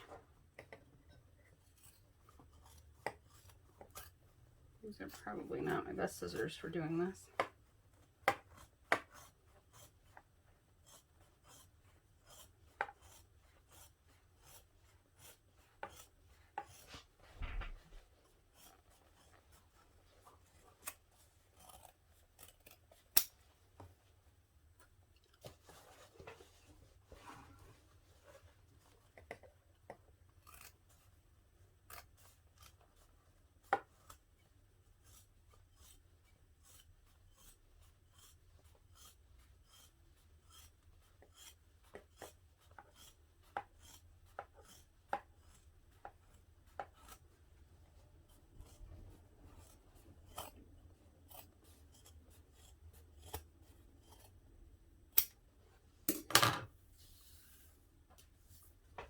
All right, now, ultimately we need this exterior to be, well, okay, let's attach the strap connectors first. And then I want to flip it right sides out to show you guys the way that the bottom corners look, because I'm super excited, and that's like my favorite part of this bag. All right, so connectors.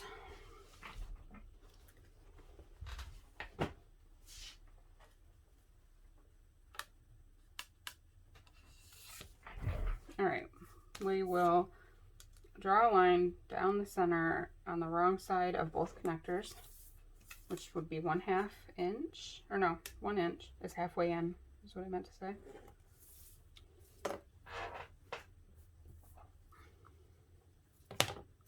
more of our tape. If you use vinyl, the tape is necessary. I think it makes life so much easier.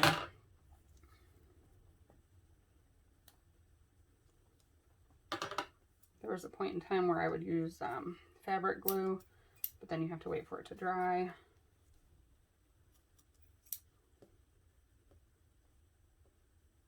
Uh-oh.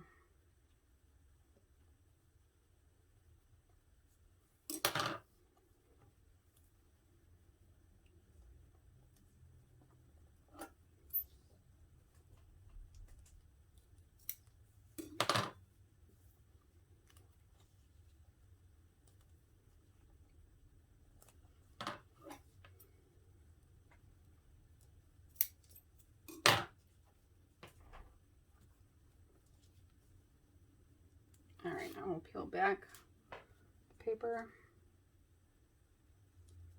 and fold each long edge into the center.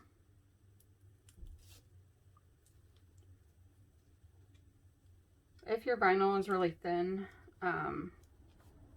or something like this is not a kind of vinyl that's going to rip the way the backing is. If you're afraid that it might rip, then you may want to put a strip of interfacing or something inside before you fold these edges in to give it a little bit of extra strength.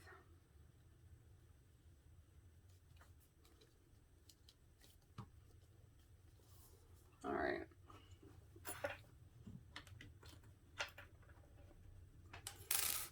So we want to fold the connectors to the back like this.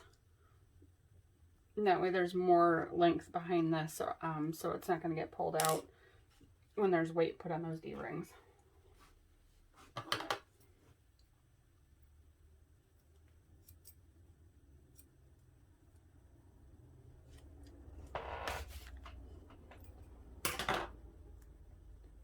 Alright, so I just put a little line of tape down the center.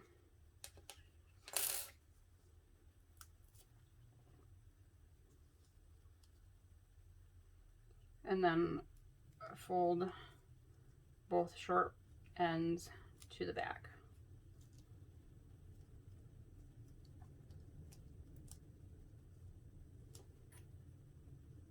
I'm just going to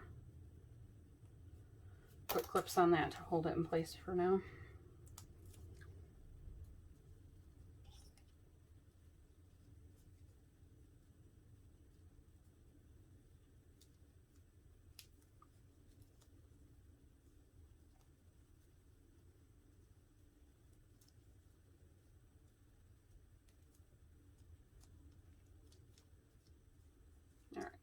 It's like the prettiest iridescent vinyl. I just love it. All right, now more tape. So I'm just going to get a couple short pieces.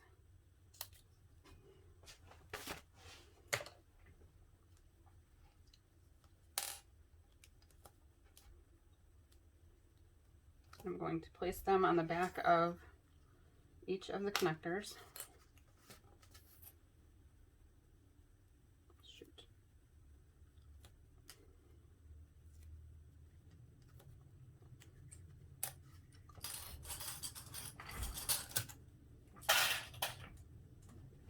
All right, now with our bag exterior inside out still, I'm going to kind of press that seam allowance open on the side, just like a finger press it. And I'm going to peel the paper backing off my connector. I'll show you where I'm putting this. Make sure that seam's pulled nice and open, and center this connector directly below the handles. So it should be like this, right above the pocket, directly below the handles.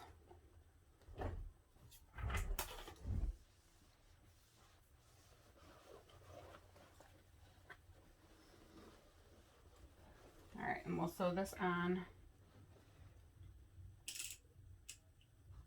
using a 1/8 inch seam allowance.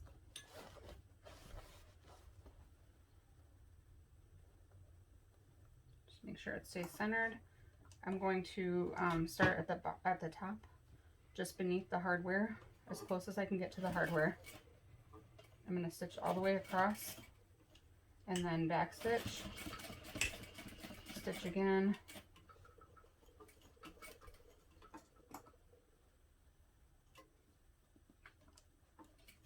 always pivot with your needle down.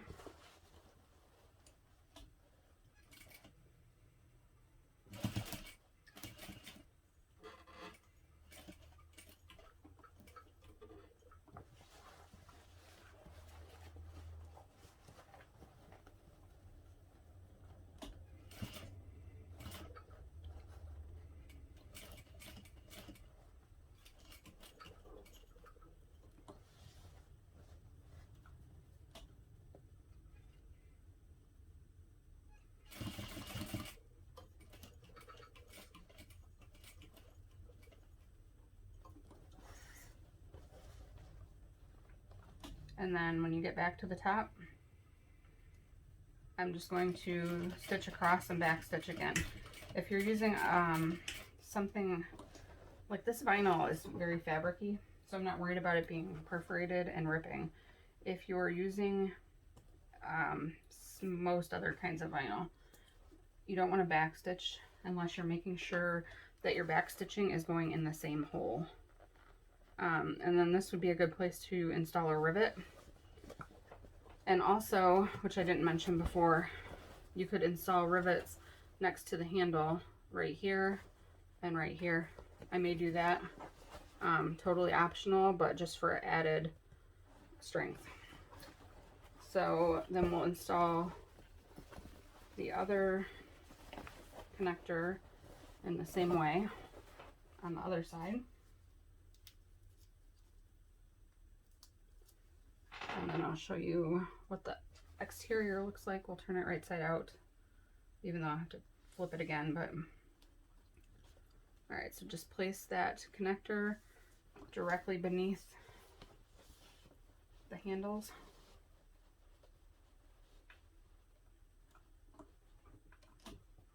Start at the top, stitch across, back stitch, stitch again,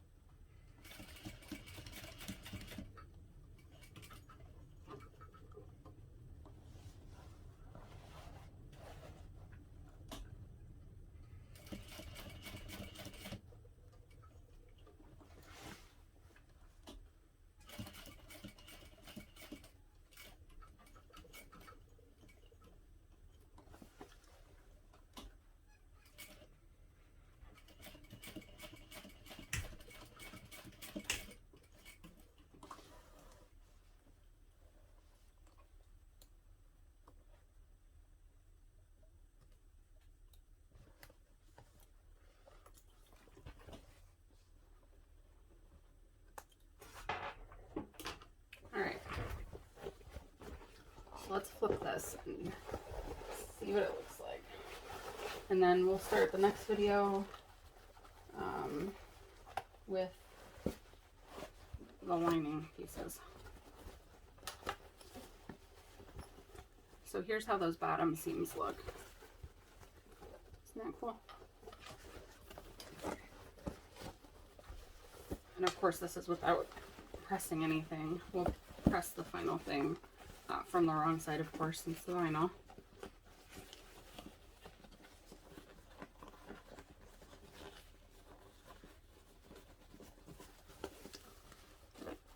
But,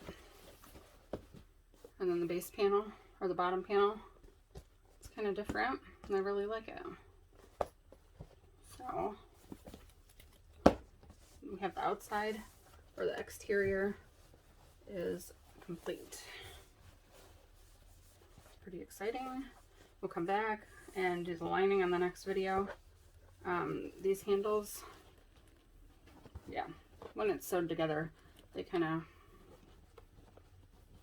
I don't know, they won't stick out funny, I don't think. So, super excited. Love it, love it, love it. All right, we're on step number 27, and we're ready to get the lining assembled. So the first thing that we need to do is, with one interior zipper pocket, wrong side up, draw a box that measures 12 inches wide and a 1/2 inch tall, 1 inch down from the top and 1 inch in from each end. So I'm just using my ruler, and I just have a regular pen. It's on the wrong side. Nobody will see it. And make a line that is 12 inches long.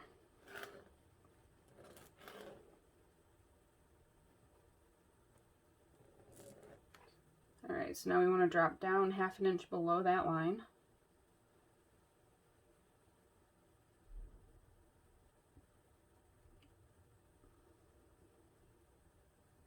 And then make a second line, also 12 inches long.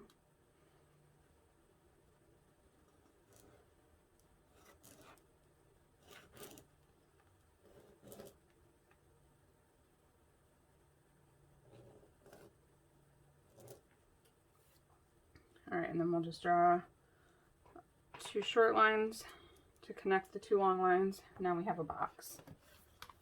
So now we want to place one of our interior or lining main panels right side up. The interior zipper pocket will be 3 inches down from the top of the bag and centered. So let's see. 3 inches down from the top, which actually makes the bottom line up with the bottom of the lining panel, and center it. All right, and now we'll go ahead and pin that in place.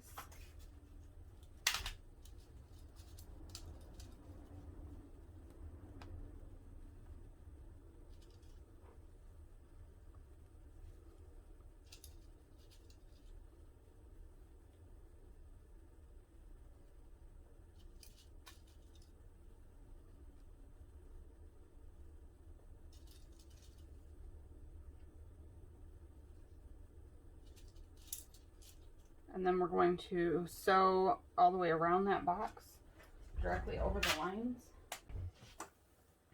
All right, so you want to use a shorter stitch length. Change mine back to 3, and just stitch directly around that box. I'm going to back stitch at the beginning.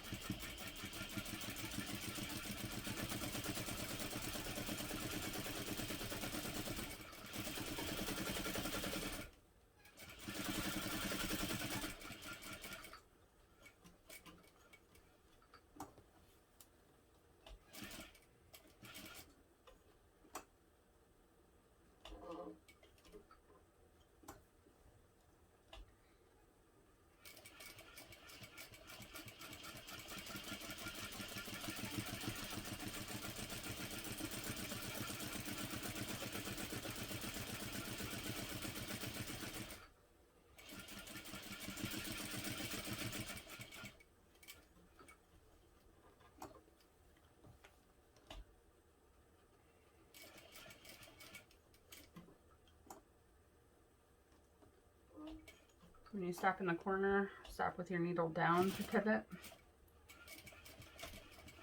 and then back stitch at the end again.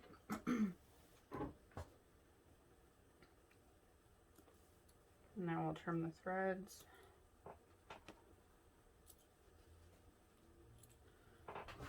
Alright, so next up, let's pull all these pins out.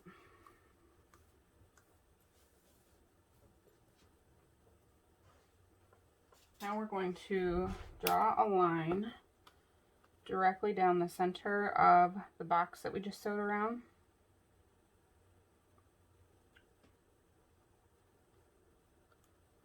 It should stop about 1/2 inch from each end of the stitching.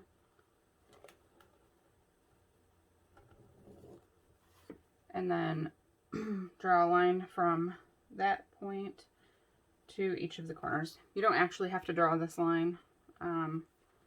Once you've done it, you can just cut it. I usually will cut along that line with my rotary cutter and then get in and snip the rest with my scissors. I'm just going to do this with my scissors right now. So just directly along that line.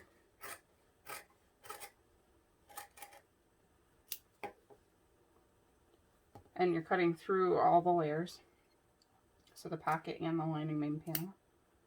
And then just snip up to the corners, but do not snip your stitching. So just get as close as you can.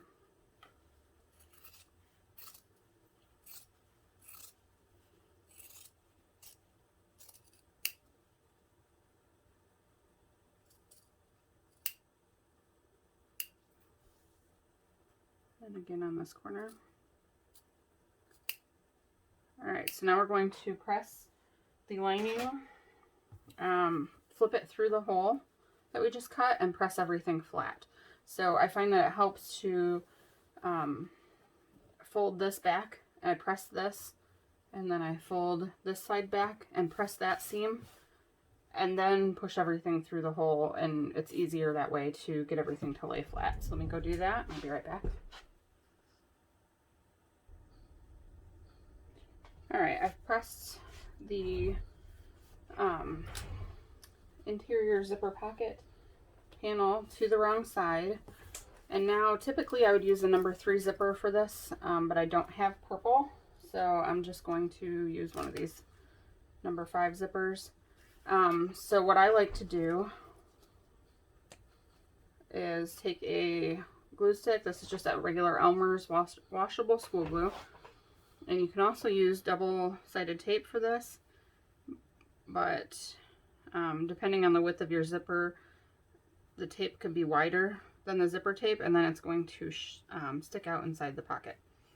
So I just put a decent layer of glue stick directly along the edges of the hole. You could also pin the zipper in place, or some people use like tape, and you can sew through the tape and then peel it off when you're done. This at least will dry clear if any of it shows.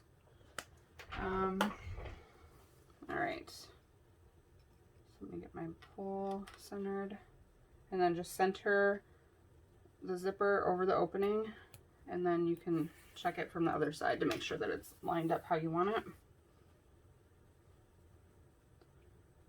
And then just press the glue stick down to the zipper. And again, since this is a metal zipper, when we stitch over the ends, I'll just have to be careful. Open that. Alright, so just make sure the zipper is completely lined up in the opening, and press the glue down. This won't hold it long term, but it will hold it long enough to get it under my presser foot.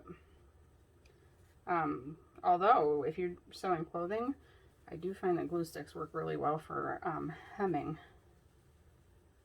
So, alright, let's see if that will stay stuck. Just gently slide this over.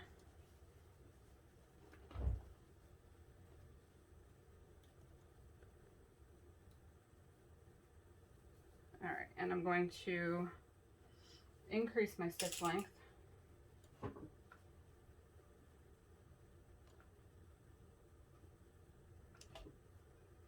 So I'm just going to, looks like my zipper moved a little bit.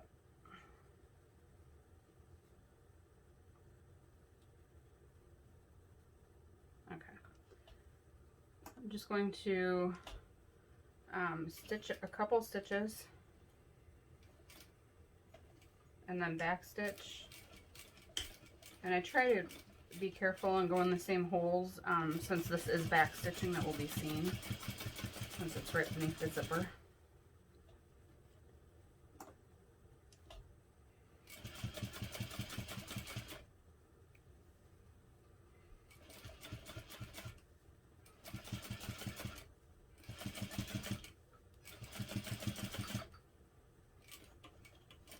get to the corner, stop with your needle down, and turn the lining. All right, and then again, I'm going to hand crank over that zipper since it is metal.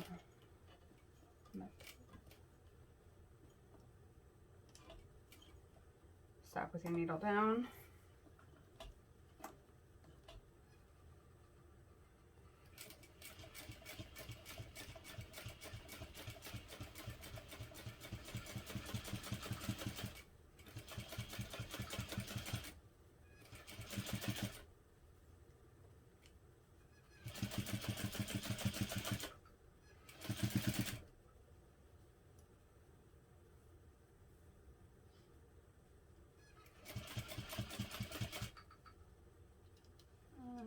I don't really need to move that. I'm going to bring the open ends of the zipper together beneath the fabric, just so that when I sew over them, it sews them together.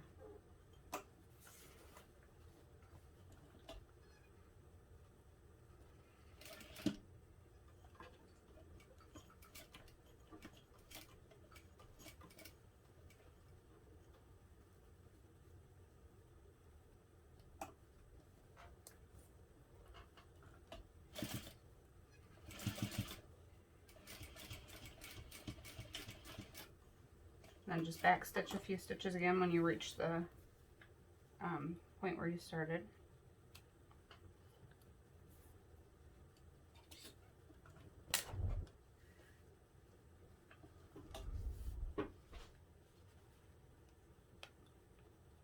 Trim all the threads down.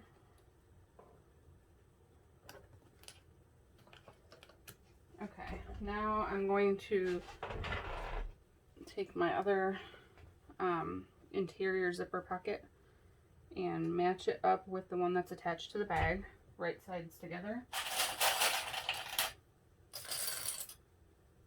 We are now on step number 30. So I will clip those together all the way around, and then we're going to sew along the sides and the top only and leave the bottom open. Leave the bottom open for turning it right sides out.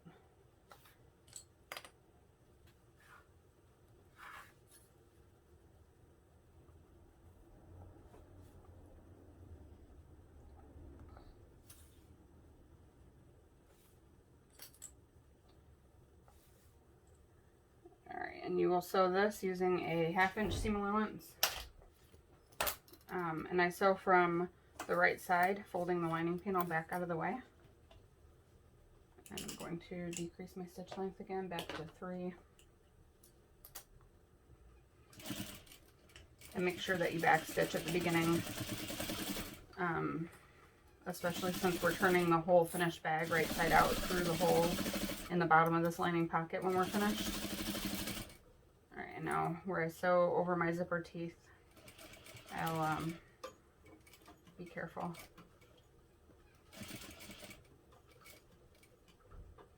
All right, turn it. So on the entire top.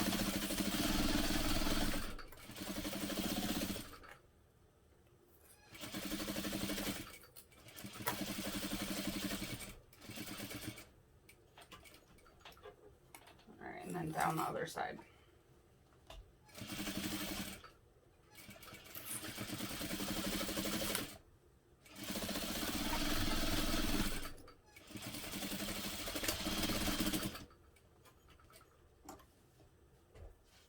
All right, and then trim your seam allowance down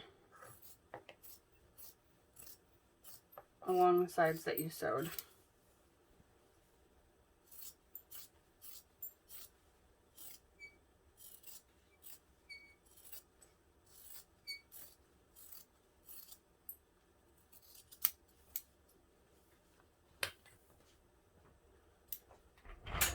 All right, so now we want to make the interior slip pocket.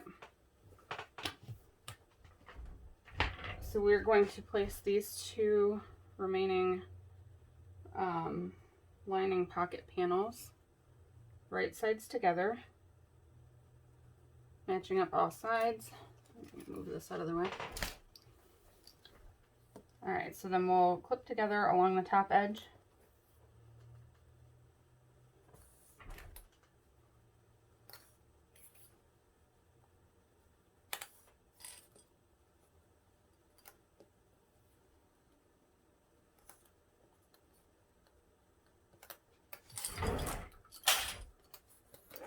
All right, and then sew together using a 1/2 inch seam allowance.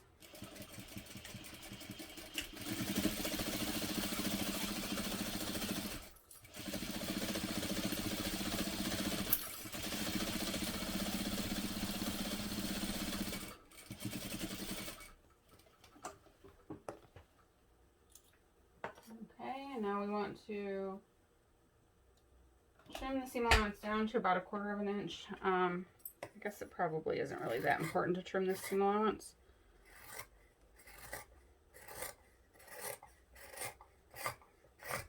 And then we're going to flip these two panels wrong sides together and press the seam. So flip them wrong sides together this way and press the top seam. All right, so we're going to top stitch along the pressed seam only. Change my stitch length back to 4.5, and I'm using a 1/8 inch seam allowance.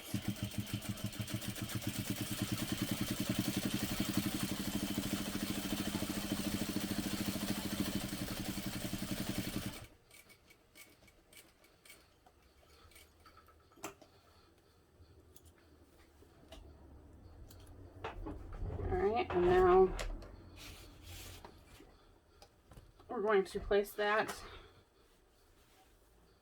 on top of the lining panel with the zipper pocket in it, and clip in place around the sides and bottom. And you just want to make sure that the zipper pocket is folded out of the way.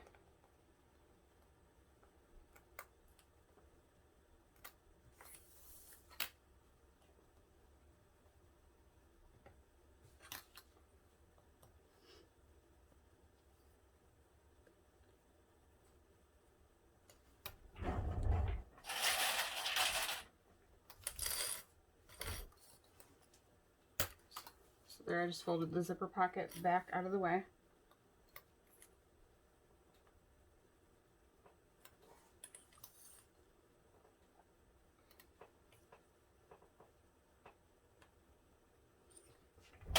All right, now I'm going to baste this pocket in place using a 1/4 inch seam allowance.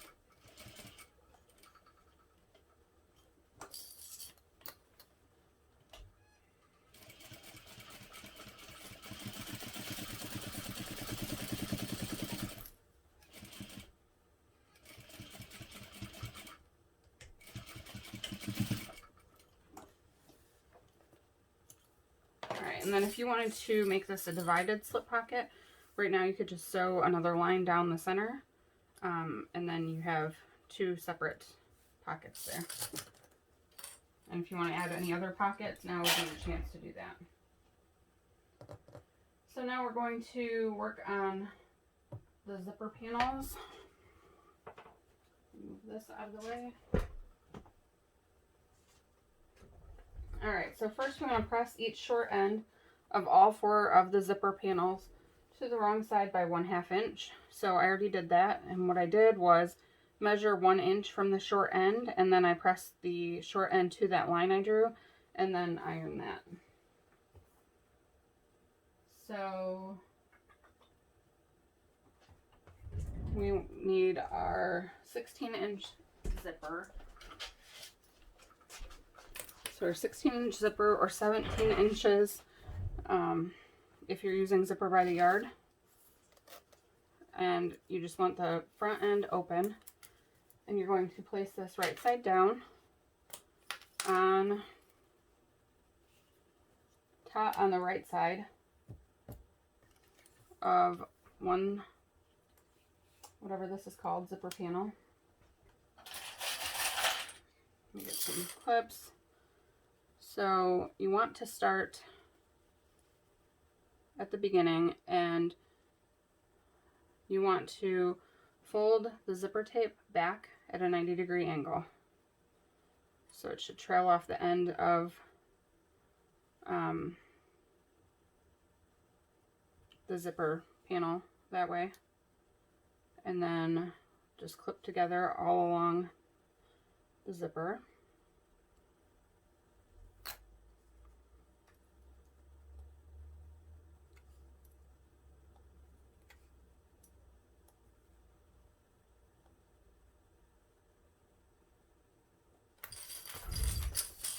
Alright, and now we're going to sew this in place using,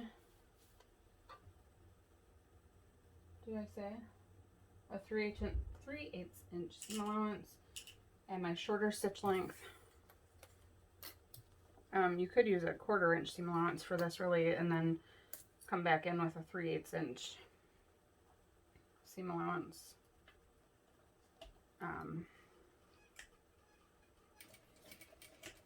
When you sew the next panel. Alright, careful sewing over my metal zipper teeth.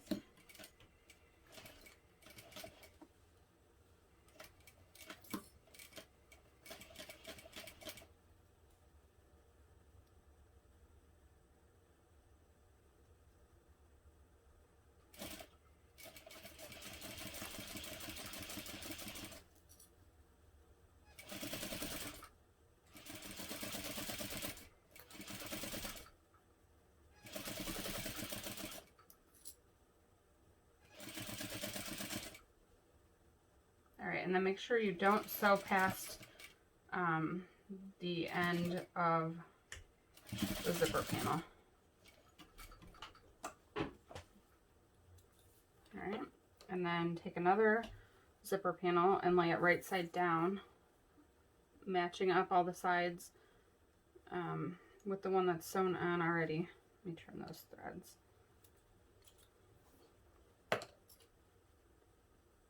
I'm going to clip the end, and then we'll clip all the way along.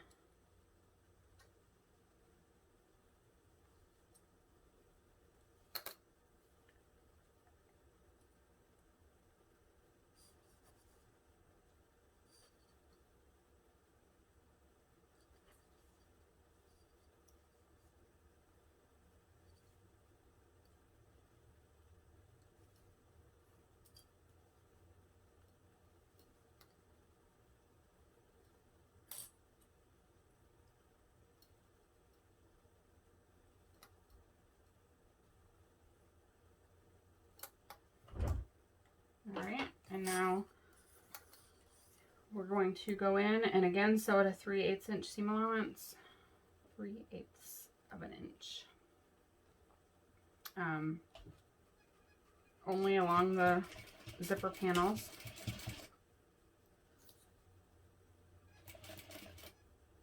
Be careful sewing over my metal zipper.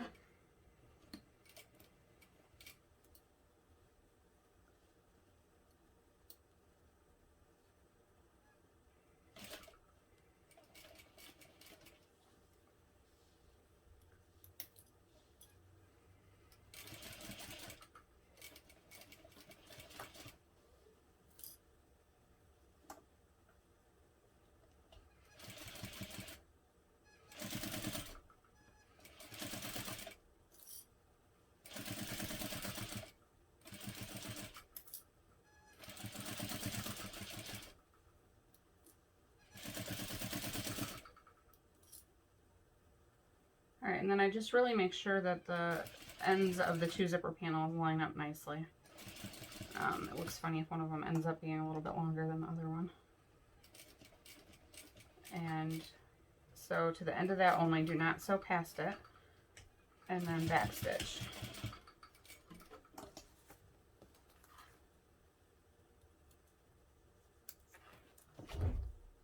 Alright, and then trim my threads. You can trim off this additional portion of zipper. Not use my good scissors for that.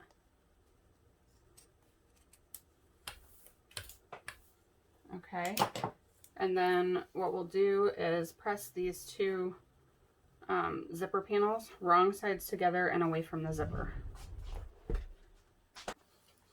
Alright, both of the zipper panels are pressed wrong sides together. So now we're going to go ahead and clip all the raw edges.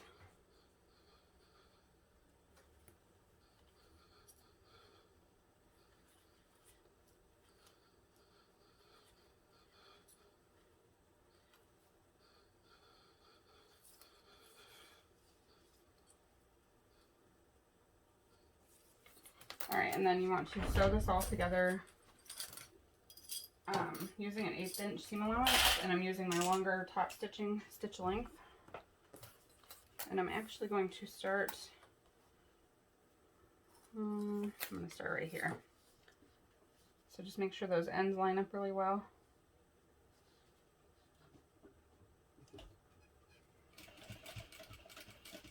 And when you get to the top corner, stop 1/8 of an inch away from the seam.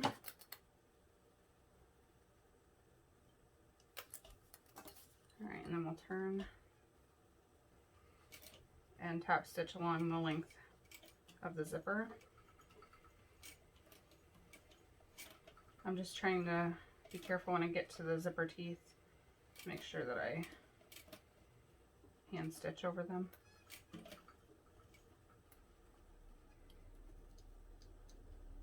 And you can always pull the zipper back out of the way if that helps you.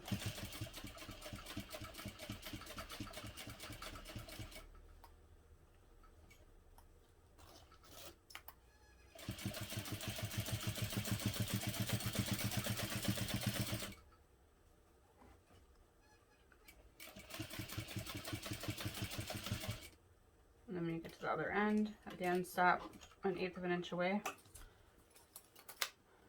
Pivot.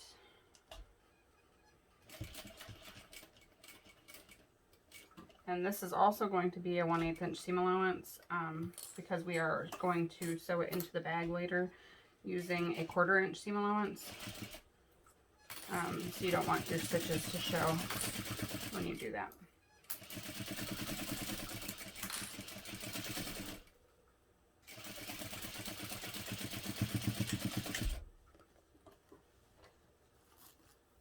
Alright, we're going to trim these threads down. And then repeat that process to attach the other two zipper panels to the other side of the zipper. And this time you want to make sure that you have the first set of zipper panels lined up evenly with what you're attaching now.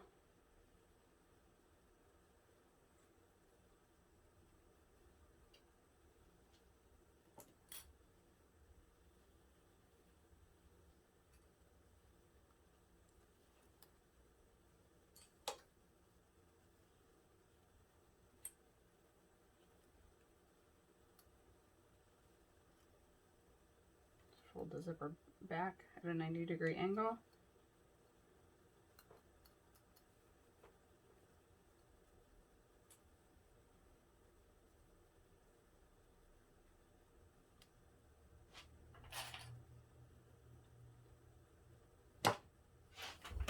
Alright, and then we'll sew this together again using a 3/8 inch seam allowance.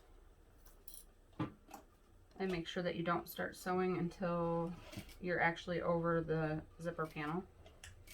You don't want random stitches along your zipper.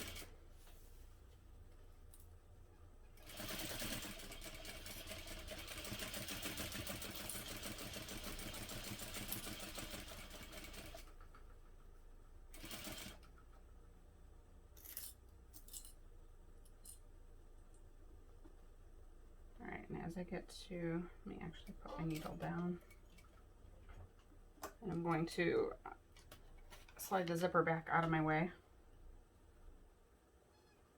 And then continue the rest of the way to attach the zipper.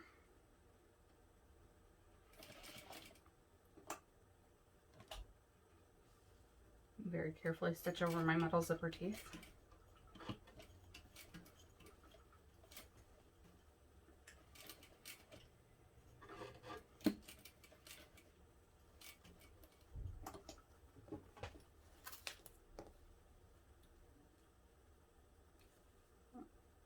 Trim my zipper panel.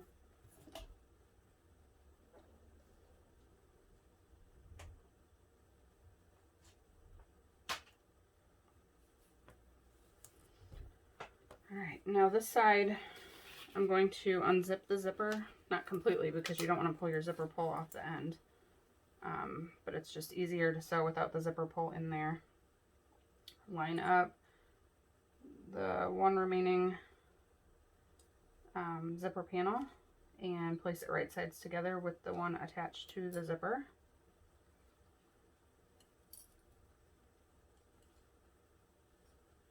Make sure that the ends line up.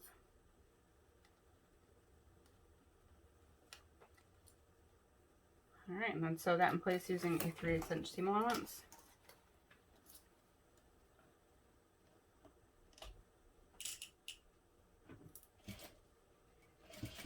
And make sure you backstitch, but not past the end of the zipper panel.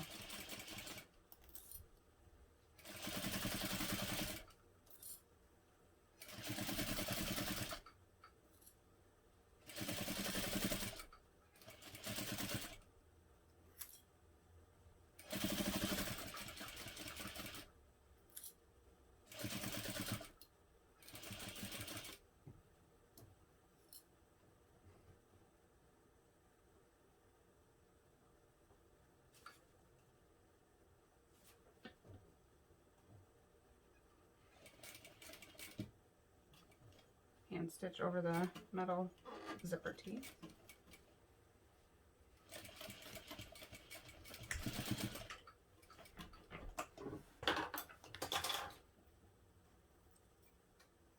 Alright, now I want to cut the excess of my zipper off, and then I'm going to press these zipper panels also wrong sides together. Alright, now those two zipper panels are pressed wrong sides together. So now I'm going to go ahead and clip all those edges together.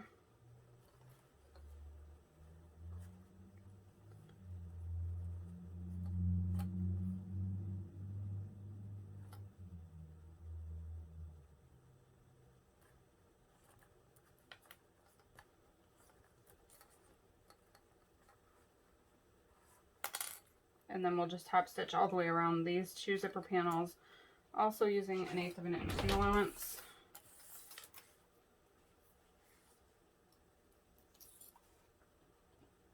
And my longer stitch length.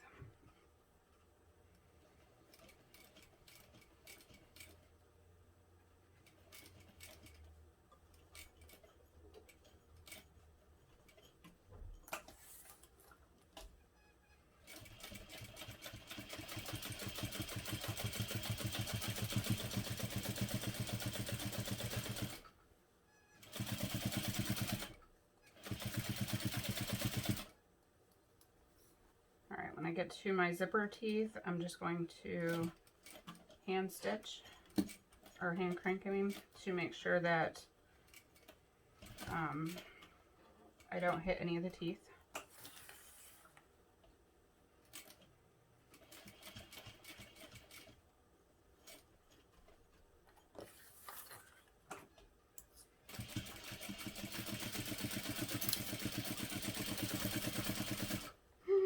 Oh, I thought my zipper was unzipping.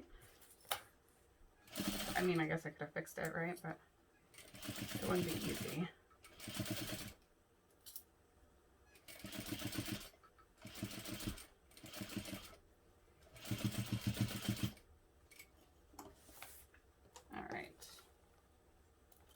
Now we're going to, let me zip this up before my zipper comes off. Make sure everything lines up evenly. It's pretty good. With our main zipper tab, we need to, well, you need to draw a line down the center of the wrong side. And now my marker's not working here. I have a pen, but I don't have a ruler. Okay, so I'm just going to press the both long edges to the center. It's just like making your connectors pretty much, and then press each of the short ends 1/2 inch and then fold it in half so that everything is enclosed in the inside. Alright, so I have the zipper tab completely folded. Long edges are pressed to the center, short ends are folded in 1/2 inch, and then the whole thing is folded in half. So I'm just going to slide the raw end of my zipper into the tab. Make sure that it's centered. You can put it in all the way, not all the way if you want a longer tail, just as long as it's in there long enough to be sewn in place. I'm going to clip it on and then top stitch all the way around the tab using an 1/8 inch seam allowance. And my longer stitch length, I'm just going to stitch sew a couple stitches and then back stitch.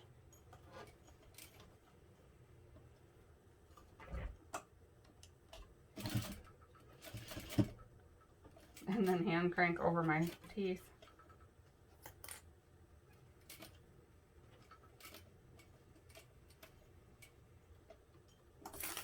When you're about 1/4 inch away from the other end, stop with your needle down and pivot.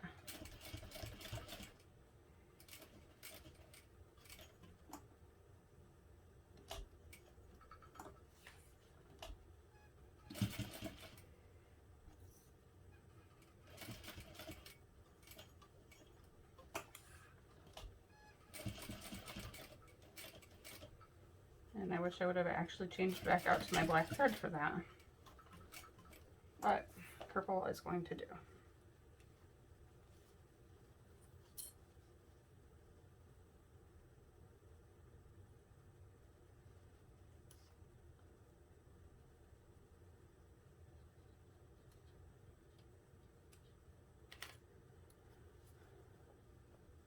Okay, trim my threads. That was step number 35. So now we're going to repeat steps 18 to 23 to assemble the base panels, bottom panels, and main panels, but with the lining panels. So we are going to, we did not make the bottom panel this way before because I used vinyl for my exterior. So to make the bottom panel according to the directions, we have 2 bottom panels, one with interfacing, one without. So the one without interfacing, I am going to just cut a hole right down the middle of it, like this. Place the 2 panels right sides together, one with interfacing, one without, and then I'm going to clip together all the way around the edges.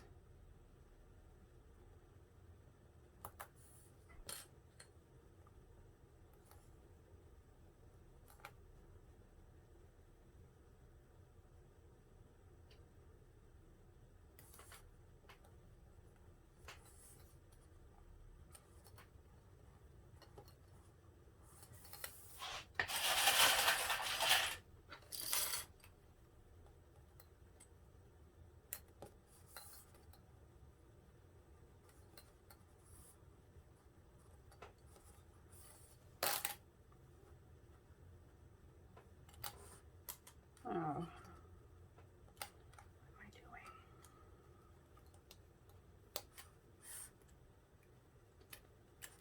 Alright, now we want to sew that together using a 1/2 inch seam allowance and my shorter stitch length.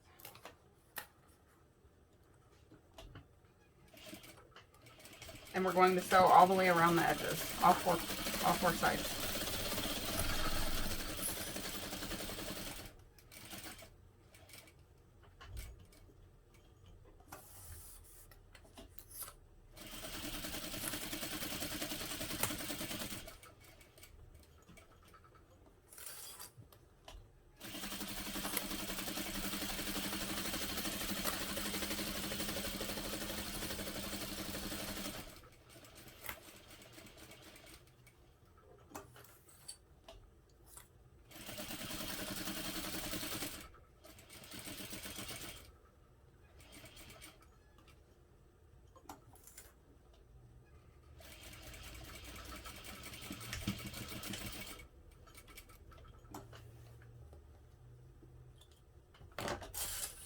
Trim my thread. Now I'm going to cut the corners down so that they poke out nicely. And then I'm going to trim the rest of the seam allowances down to about 1/4 inch.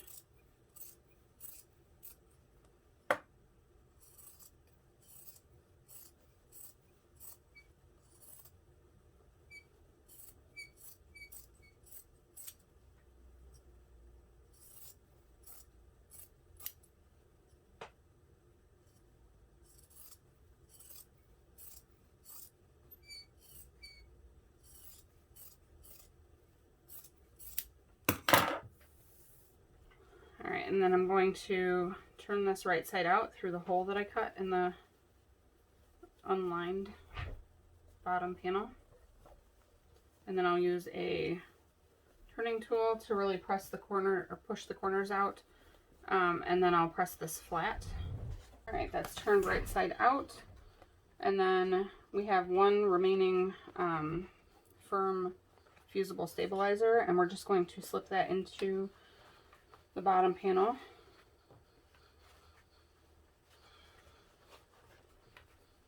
And you want the fusible side to be against the bottom panel that has the interfacing attached. And I try to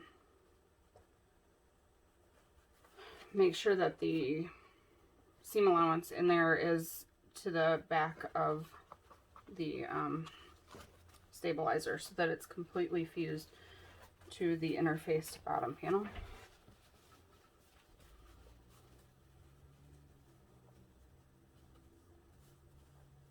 Alright, once you get that situated, then you'll just go to the iron and fuse it in place. Alright, so the bottom panel is finished. And now we're going to take the two base panels, place them right sides together, and pin along one of the long edges.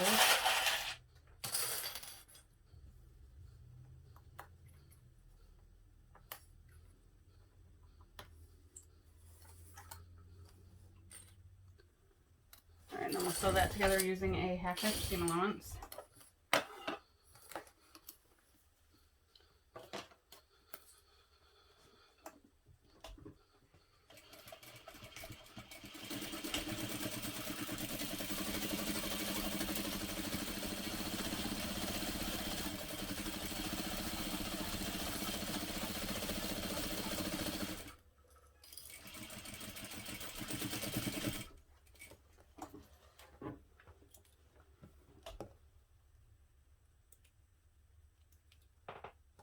Alright, we're going to press that seam allowance open. Alright, the seam allowance is pressed open, and now we're going to top stitch using a 1/4 inch seam allowance. Alright, and we're just top stitching along each side of that seam.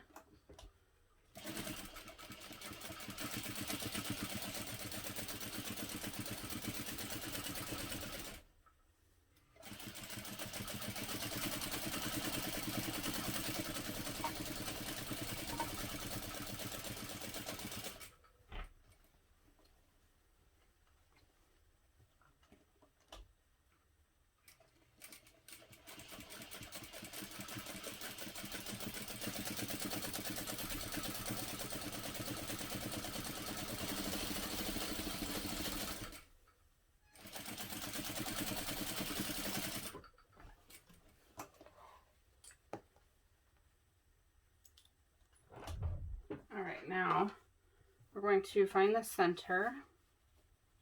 I'm just going to finger press.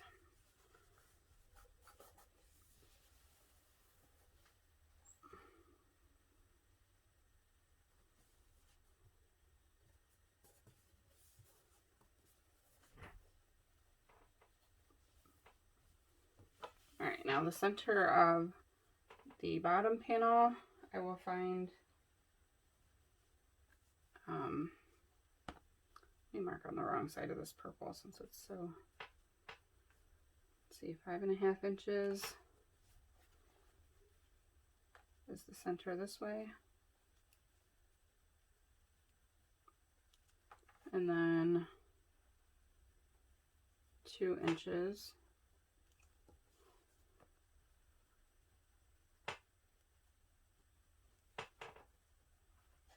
All right, and I'm going to use my double-sided tape.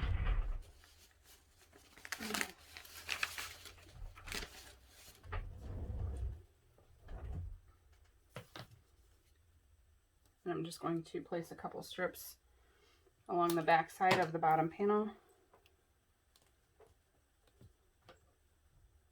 You could pin this in place. It is fabric. It's harder to pin through the firm interfacing, firm stabilizer. All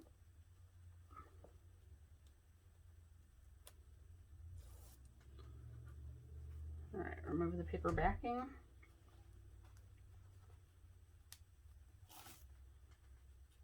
All right, and then match up the centers and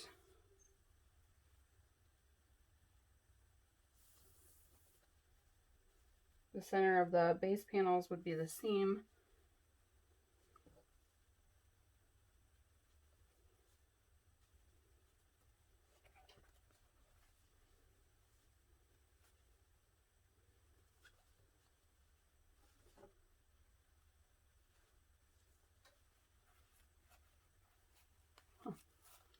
That's nice.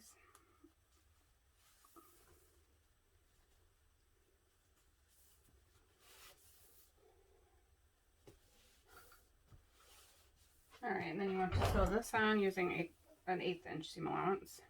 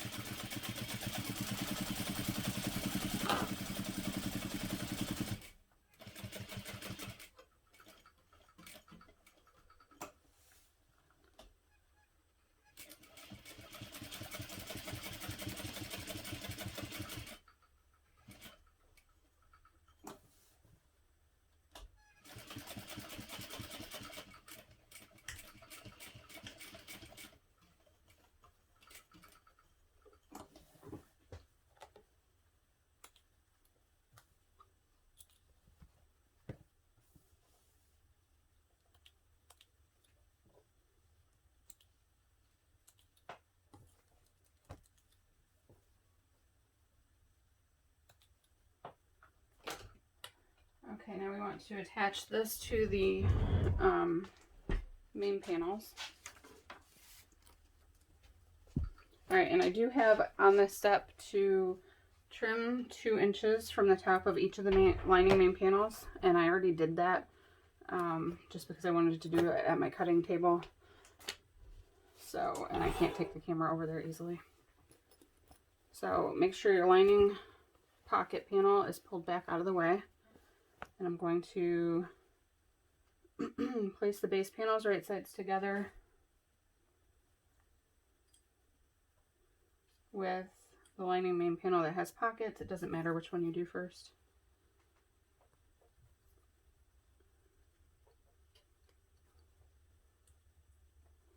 I am super hungry.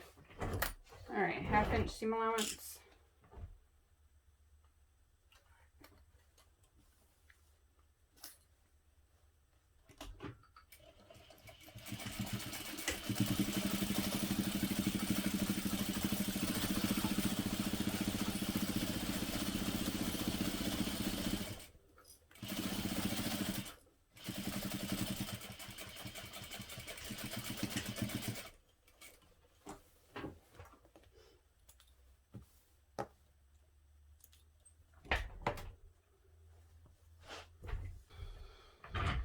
Top stitch this seam using a 1/4 inch seam allowance, and I pressed the seam allowance toward the base panels. And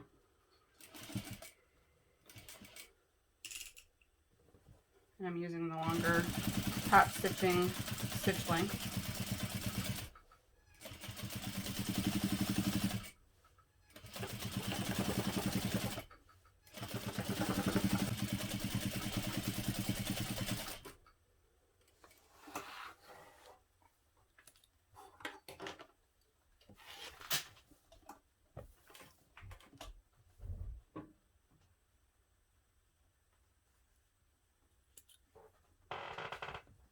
Alright, now place the other lining main panel right sides together with this base panel.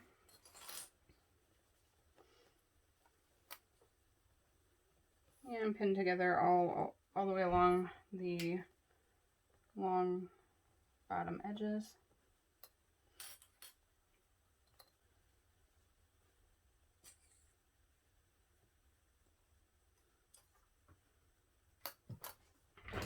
Alright, now we'll sew that together using a 1/2 inch seam allowance.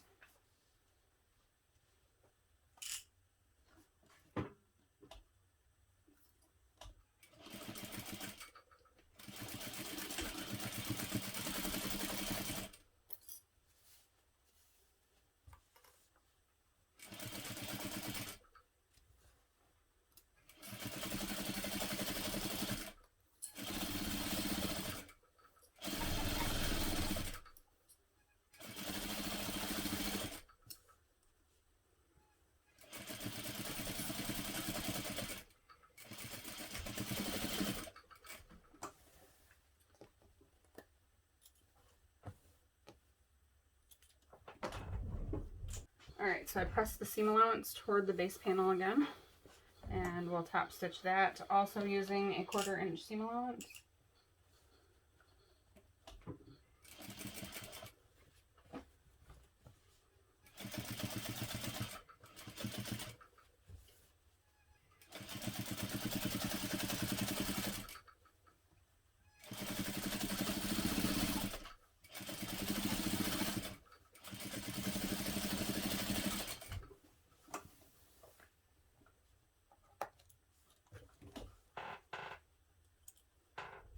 Okay, now we want to attach the zipper panel. So on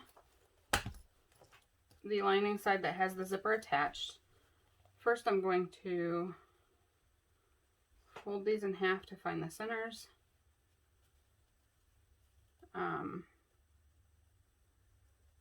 Mark that with a pen, just barely, like on the very edge, because you're only using a 1/4 inch seam allowance here, so you don't want it to be visible.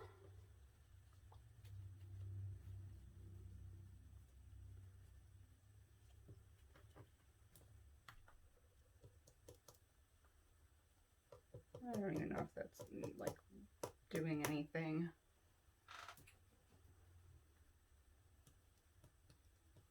Okay, and then same thing here. I'm going to fold this right sides together and press to crease it, and then I'm going to make a small mark. And on the other side of the other lining main panel, which you could add so many more pockets to this side too if you wanted to do the same pockets that are added to the other side. I like really hate sewing pockets. And if I make a bag for myself, if it doesn't turn through a pocket, I literally will put like no pockets inside of it. It's horrible. I like to use them. I just hate making them, and I don't know why. Anything that makes the bag take longer, I guess.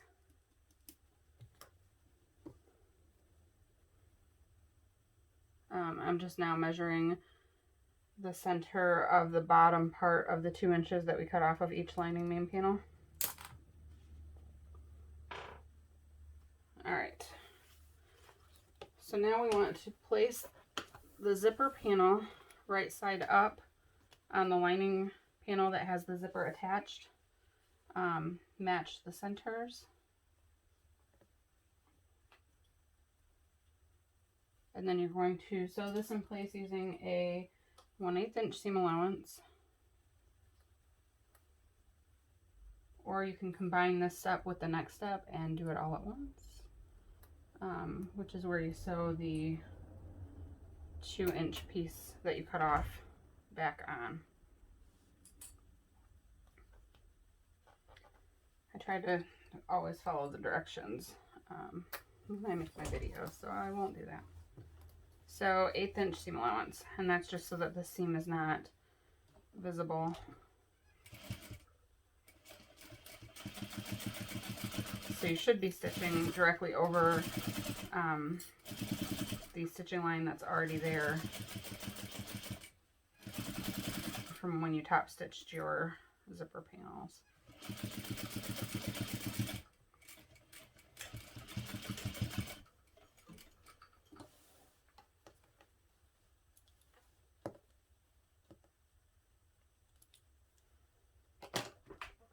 All right, and now line the top portion back up with this. Hang on, I cut that one off, this one.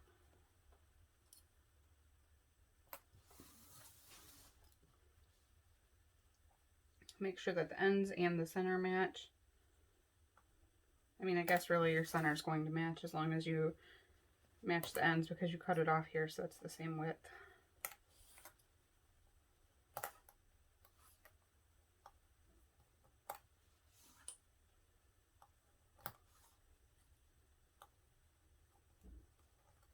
All right, and then we're sewing this together using a 1/4 inch seam allowance.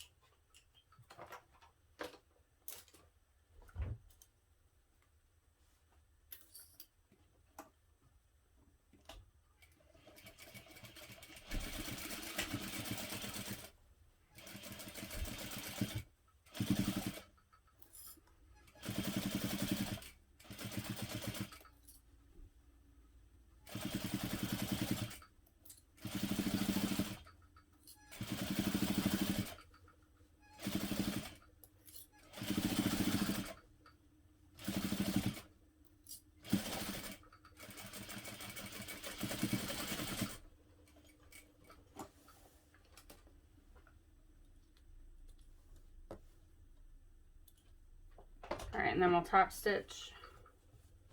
We're going to press first this panel away from the zipper panel, and the seam allowance will be pressed up.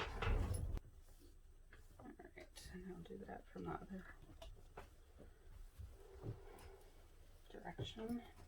All right, so 1/8 inch seam allowance.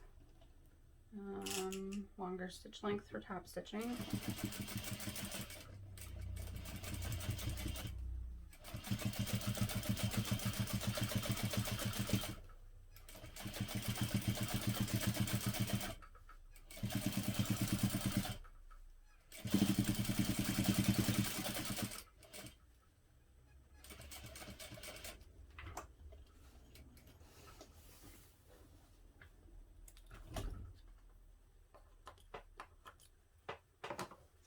All right, and then we'll repeat this process to attach the zipper panel to the other side of the lining main panel.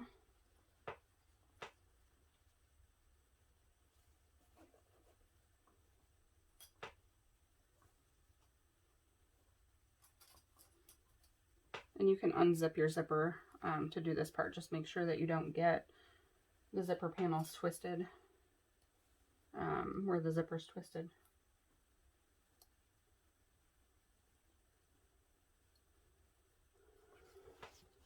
Alright, and I'm using first an 1/8 inch seam allowance.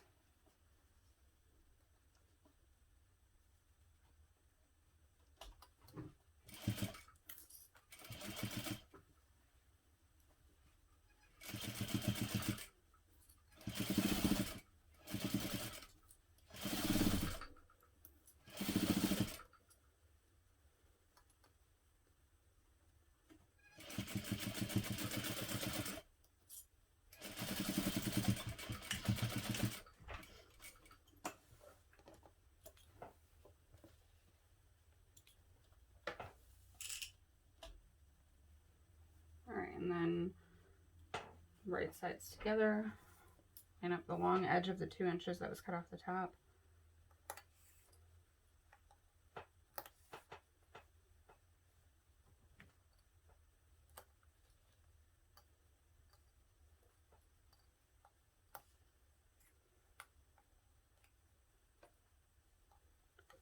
All right, and then sew this together using a 1/4 inch seam allowance.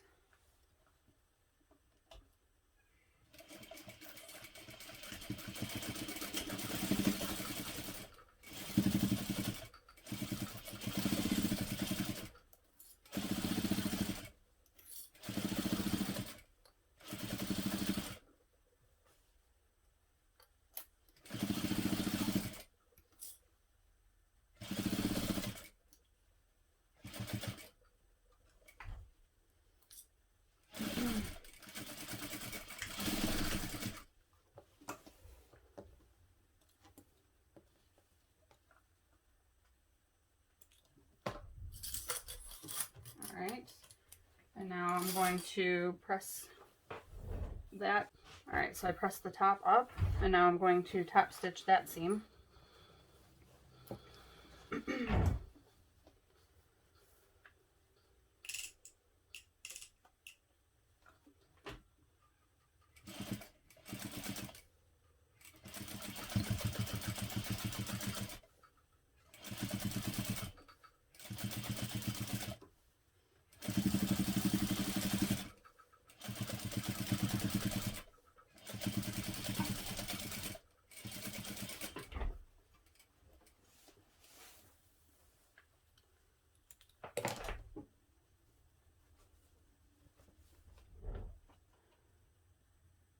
Alright, so we're now on step number 40. We're going to place both sides of the lining main panels, right sides together, and match up the sides all the way. So first I'm going to make sure that the seam at the top matches on both sides, and I'll pin that in place. And then I'm going to make sure that the seam along the base panels matches. And if you fold the bottom panel in half, that is fine. You can iron it afterwards. If you use the Decoville Heavy, it doesn't crease like Peltex does, so it'll be fine. I'm just going to pin all the way along the sides.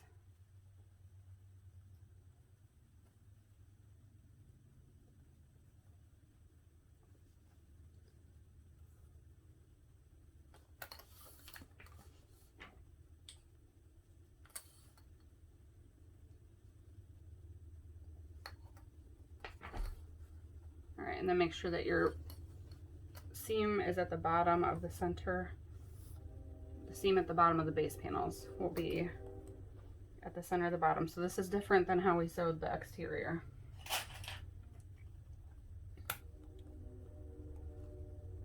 Alright, and now we'll sew this entire length using a 1/2 inch seam allowance.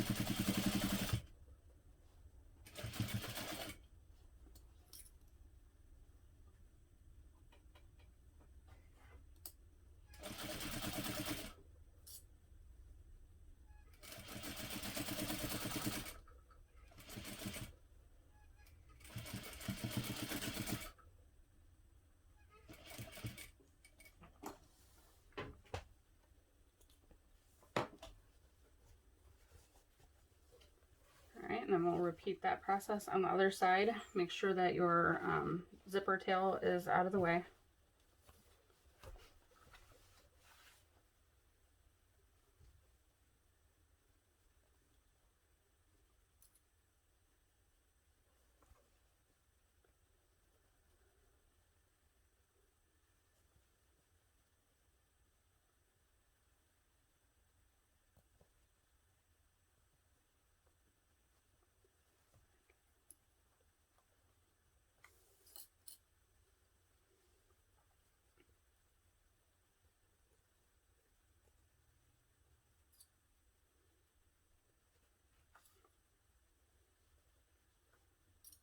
Bottom panel does not want to lay flat, but that's okay. The sides are matched up, so. All right, and using a 1/2 inch seam allowance again. Oh, actually you want to use 1/2 inch at the top and increase to 5/8.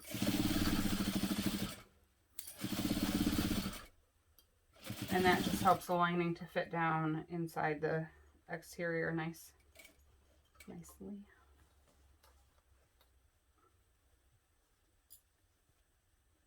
And make sure that your zipper is pushed out of the way.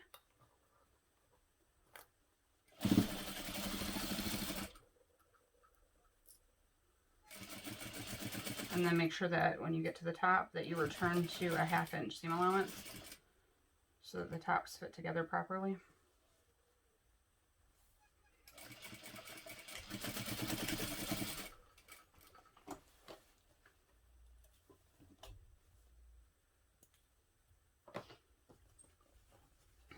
All right, we are going to,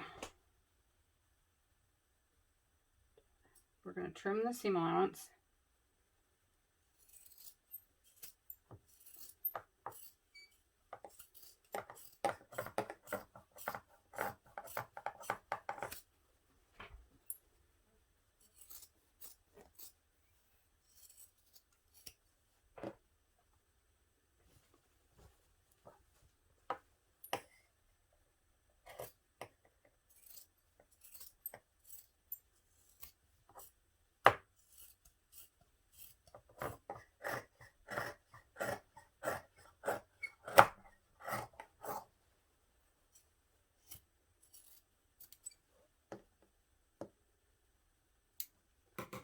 And now we need a ruler.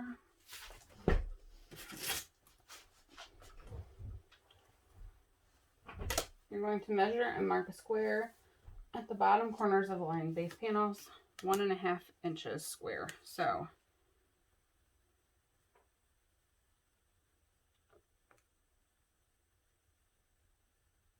and I'm actually measuring 1.5 inches from the seam line. And from the bottom seam.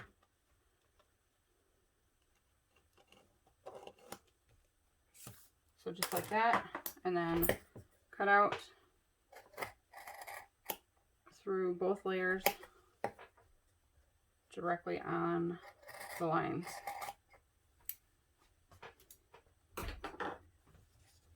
And we're going to do that on both corners. So 1.5 inches from the bottom seam and 1.5 inches from the seam line on the side.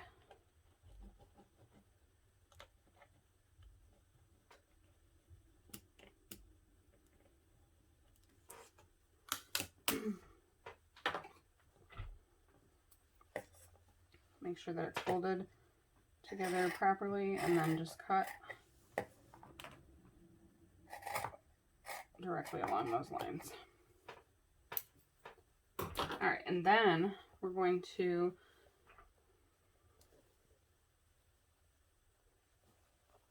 bring the bottom panel and the side panels right sides together,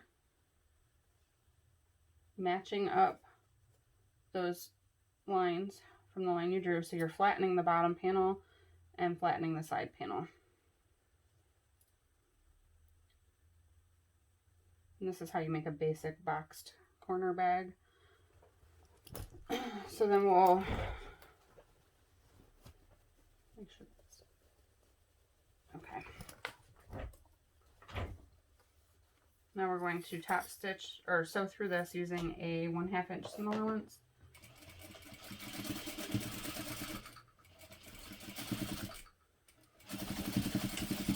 I just back stitched along the seams to make sure that they don't come apart.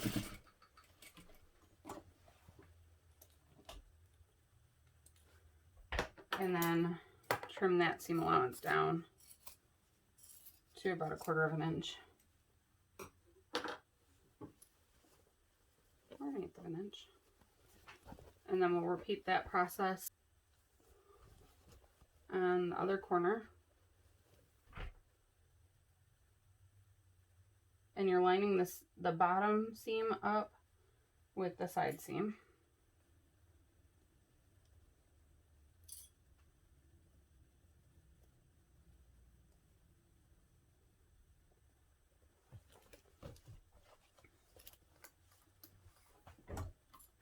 And then again, I'll use a 1/2 inch seam allowance.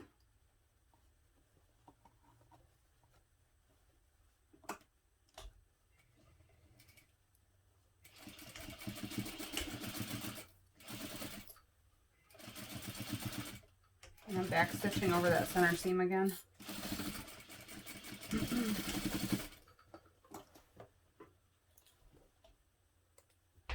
And then I'll trim this seam allowance down to 1/4 inch.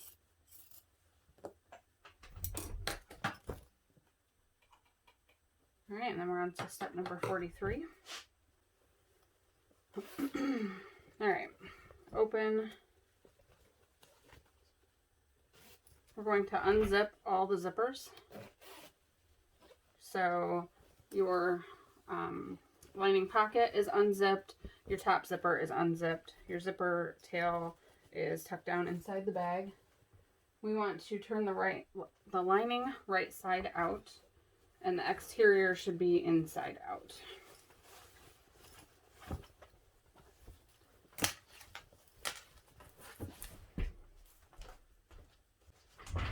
Alright, so we're going to place the lining inside the exterior, right sides together. The sides of the lining with the interior zipper pocket will be against the side of the exterior with no pockets. So, zipper pocket and the side of the lining with no pockets together. Alright, so then we're going to keep the handles folded down in there. First, I want to just match up the side seams.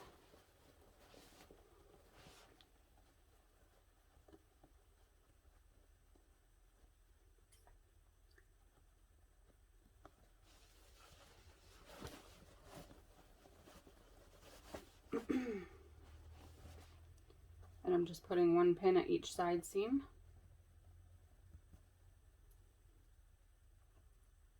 One clip.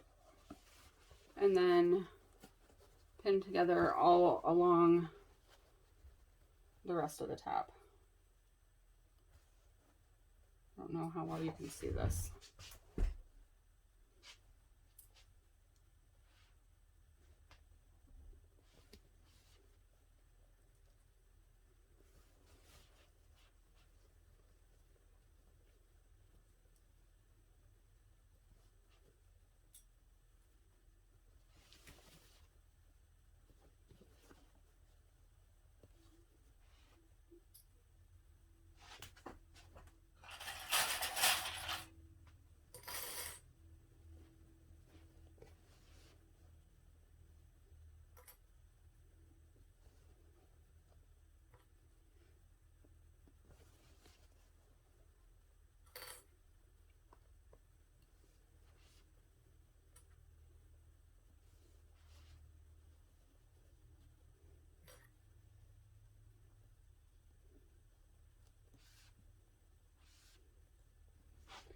Alright, now we'll sew together all the way around the top edge using a 1/2 inch seam allowance.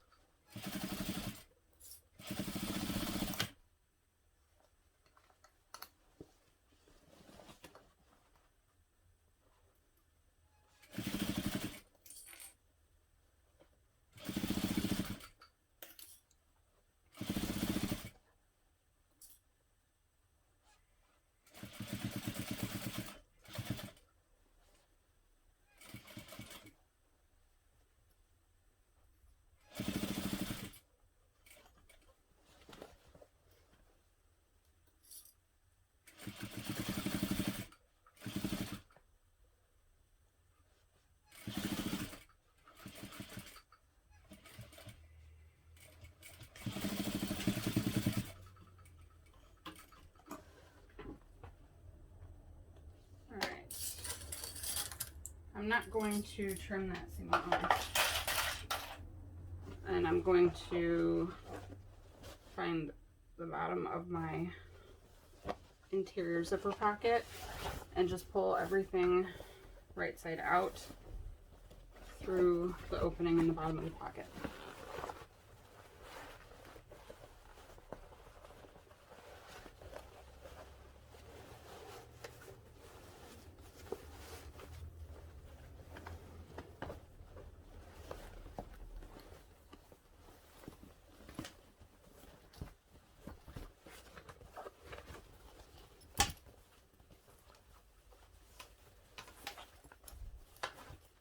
So I think I'm going to stop at this point for lunch. Then I'll come back and finish. So we'll just have to stitch the opening in the bottom of the pocket closed and then top stitch around the top of the bag and press everything well. So I just tuck my lining down inside the exterior. And then I'll press this top seam well, and then I'll top stitch it. And I prefer to top stitch my bag inside out, since I don't have a free arm sewing machine. So we'll press it, top stitch. This is how the finished bag will look, but be top stitched, and then we'll make our adjustable strap.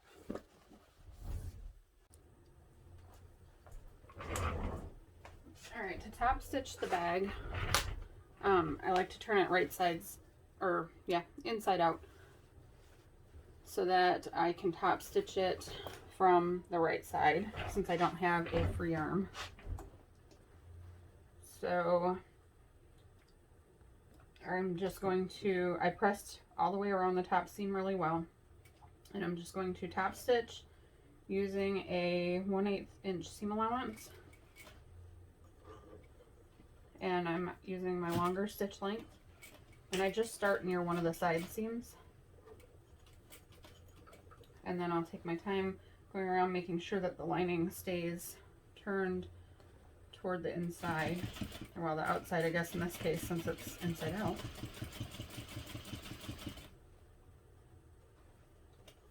Always stop to adjust with your needle down.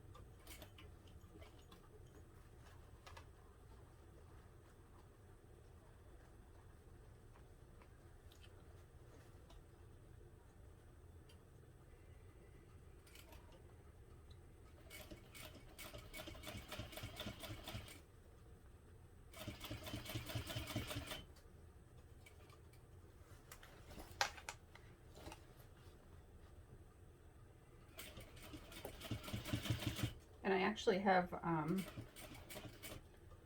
black thread on the top and then purple thread in the bobbin.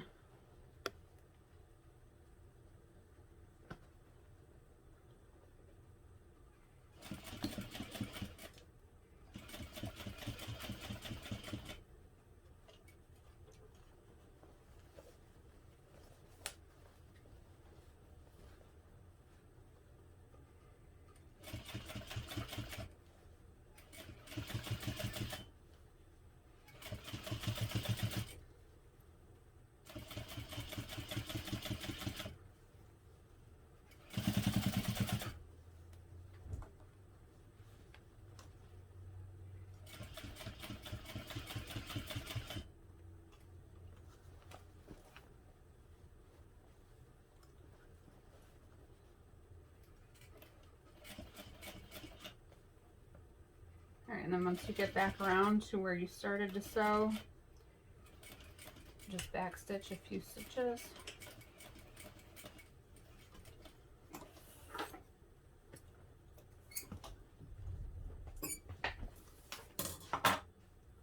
Trim the threads.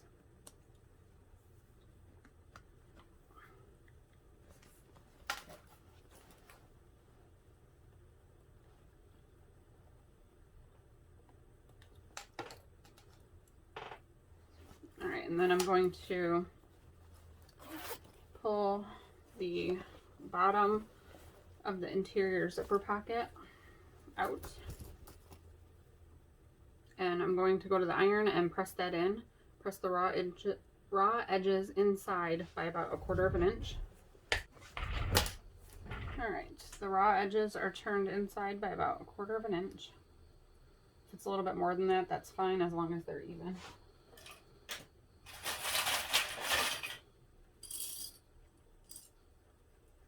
Just put a couple clips on here to hold it all in place.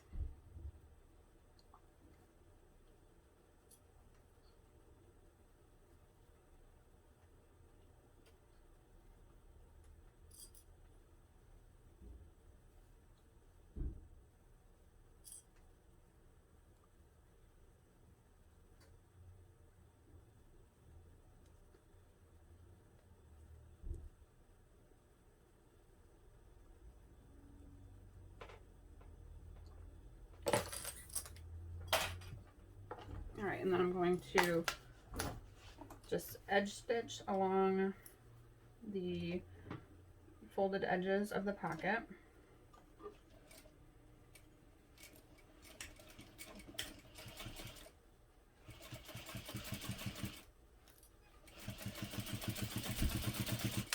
And I definitely still have black thread on here, but really it's going to be down in the bottom of the pocket. Nobody's going to look at that.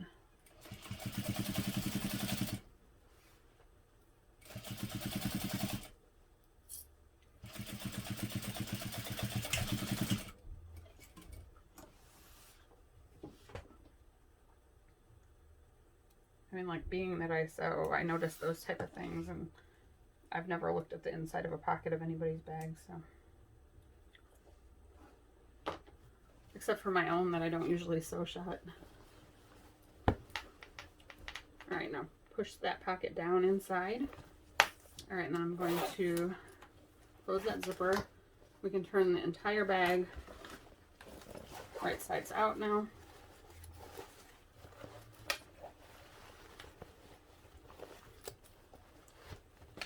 And we can press everything from the inside, so if your bottom stabilizer is creased at all, you'll be pressing it from the inside, and that will get rid of any of that. Press your corners out. And we'll press all of these seams too, so that everything lays nicely, and that this will look nice.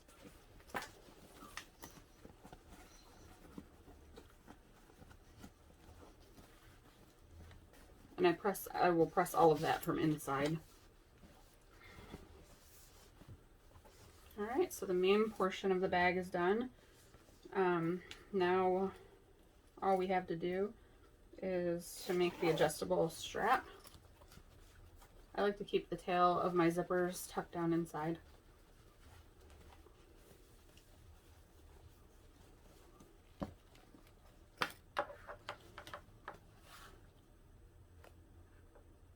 This might be my favorite of my patterns now. I really like this. Alright, let's make the strap. So you should have two 28-inch long pieces. Place our vinyl right sides together at a 90-degree angle.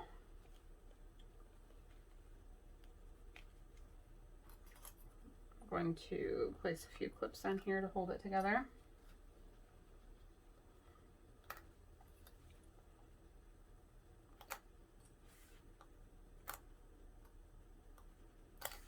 And then we're going to draw a line that we'll sew on that goes from this corner to the corner of the bottom piece. diagonally.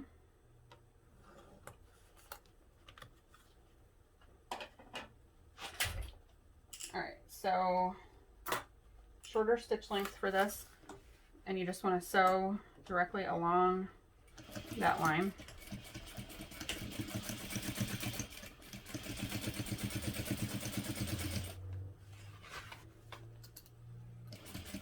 If you have a longer piece of vinyl, you can cut this as one continuous piece rather than piecing it together, or fabric. If you're using cotton fabric as your contrast, then this would have interfacing attached to it. So make sure that you sewed that right and that it opens up to one long piece, and then go ahead and trim this seam allowance.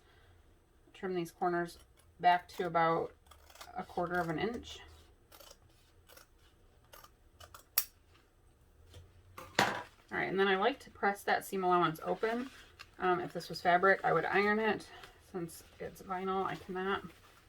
And then I top stitch along each side of that seam, and it just helps it to lay nice and flat.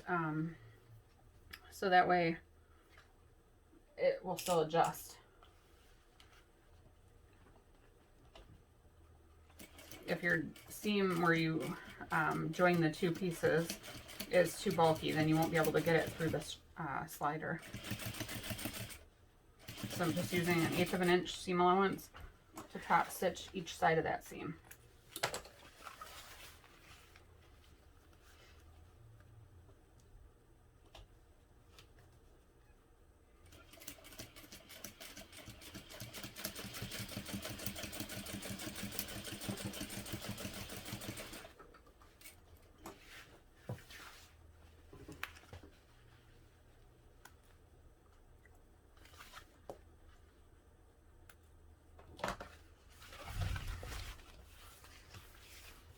Alright, and then we'll take our ruler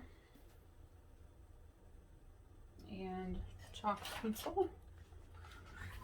We're going to mark a line all the way down the center. So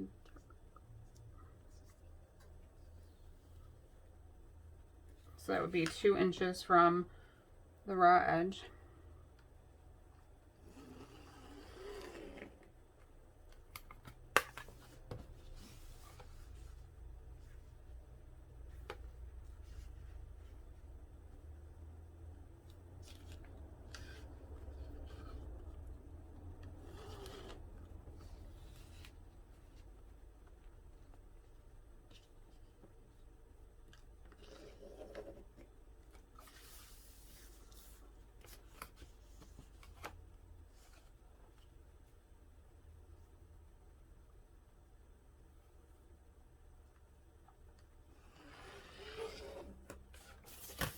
Alright.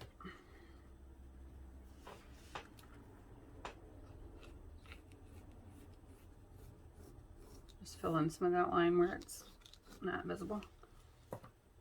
Alright, and then we're going to use more of our double-sided tape for this part, which might take a while since it's a long strap.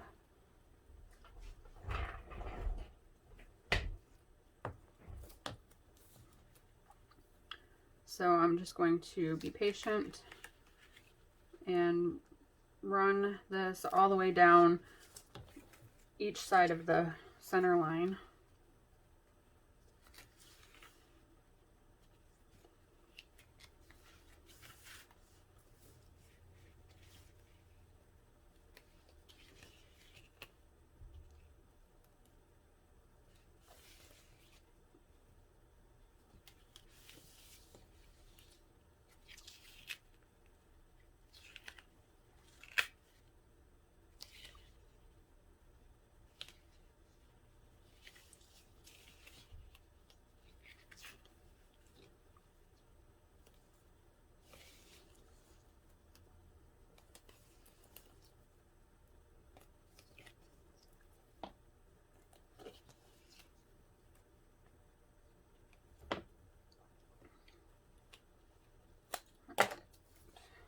Run all the way down the other side as well. So I think in my opinion anyway, double-sided tape is like a must-have. I couldn't sew without it now.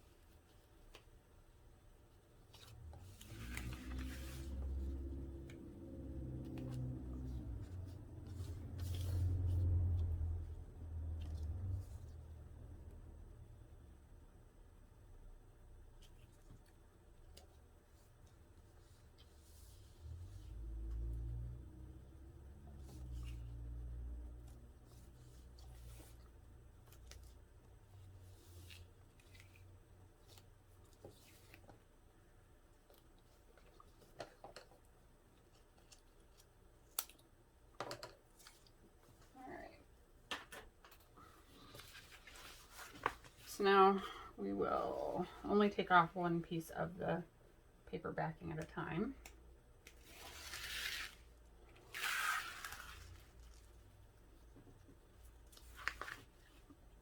And we'll start in the center.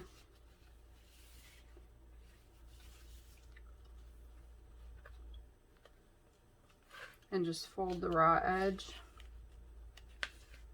to the line in the center.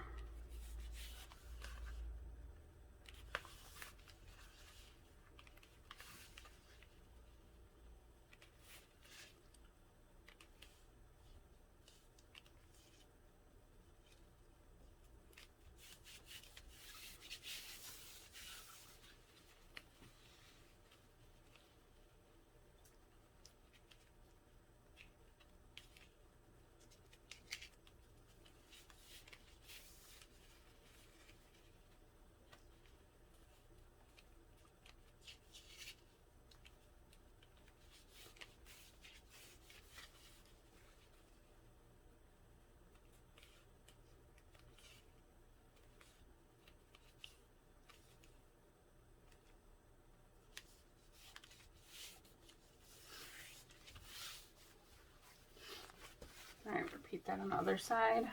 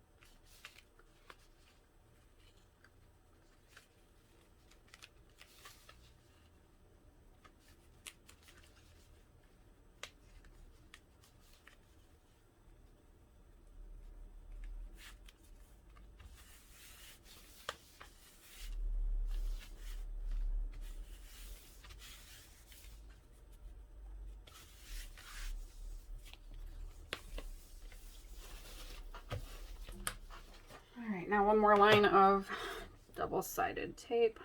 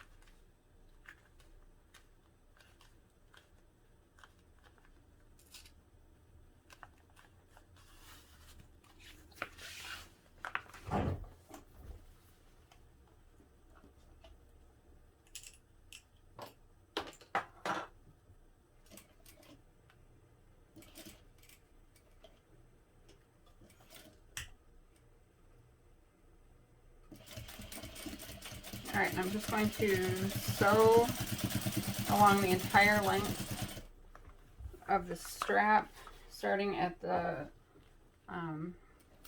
side where I brought the two folds together.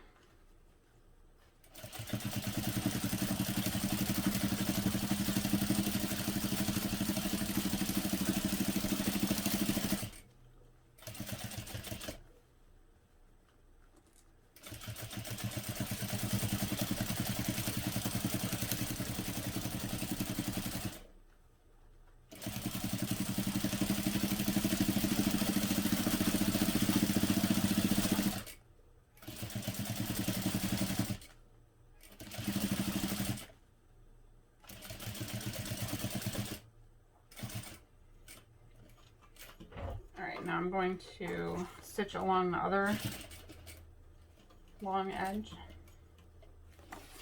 Again, I'm using a 1/8 inch seam allowance.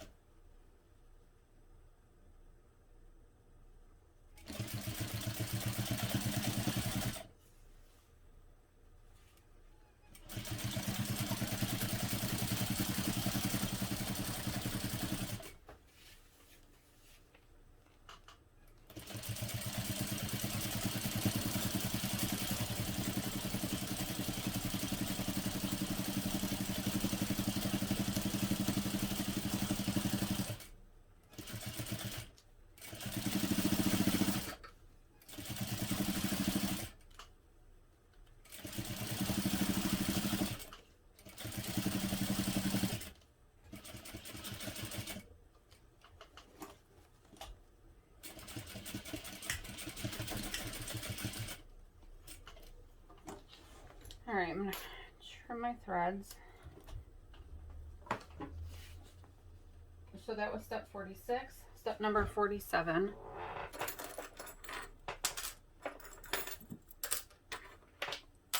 We want to take our strap slide. So I'm just going to fold this over the center, and it is vinyl and it won't fray, so I'm not going to fold that twice. So I'm just going to top stitch this as close as I can get to the hardware.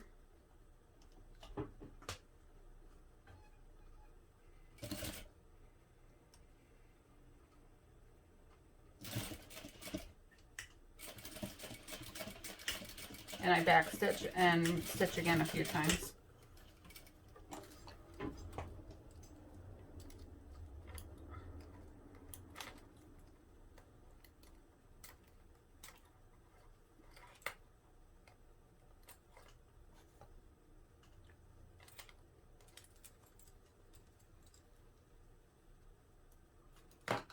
All right, and then I'm going to do one more line of stitching that's close to the end of the strap.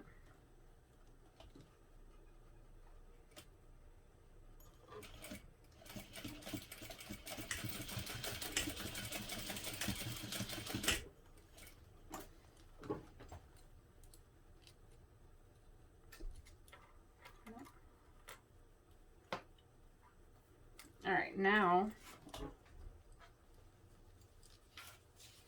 we're going to slide a swivel clip onto the end. Oh, we want to slide it this way onto the end of the strap. Bring your strap all the way back over to the slider and put it up and over that portion. So now make sure that your strap is adjustable. Double check everything, make sure it works. You should be able to, where you joined here, it should adjust right over that because it's nice and thin. You know what, and I like to actually do it so that this part's not visible. So I want to change the way I just did this.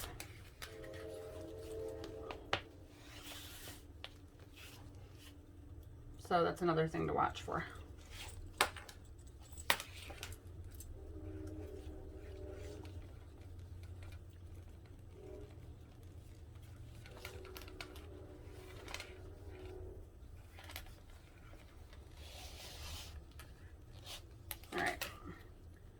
swivel clip is facing the correct direction.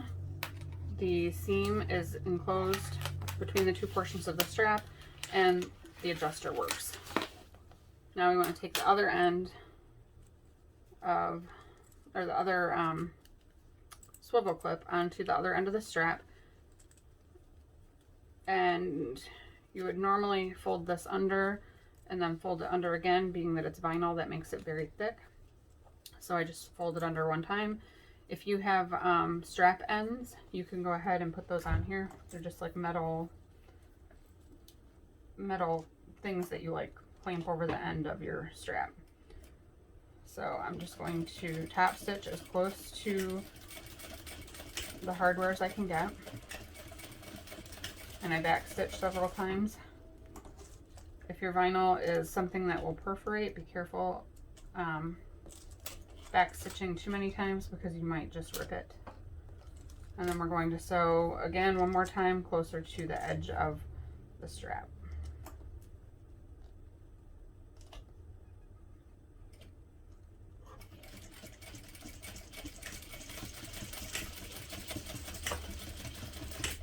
And you can also put a rivet in this if you want. All right, and that's it. Clip it on your bag and you're done. So then you just press everything well and you're good to go. Put the strap on. If you want a wider strap than this, if you cut it at 5 inches wide, right now we cut it at 4 inches wide, and that makes a 1-inch strap. Cut it at 5 inches wide and it would be 1.25 inches, or cut it at 6 inches wide and then you'll have a 1.5 inch wide strap. So hope you enjoy. I hope you share in my Facebook group. Tag me on Instagram at Sincerely Jen Sews. Nope, at Sincerely Jen Patterns. And I'd love to see your bags. Thanks for watching.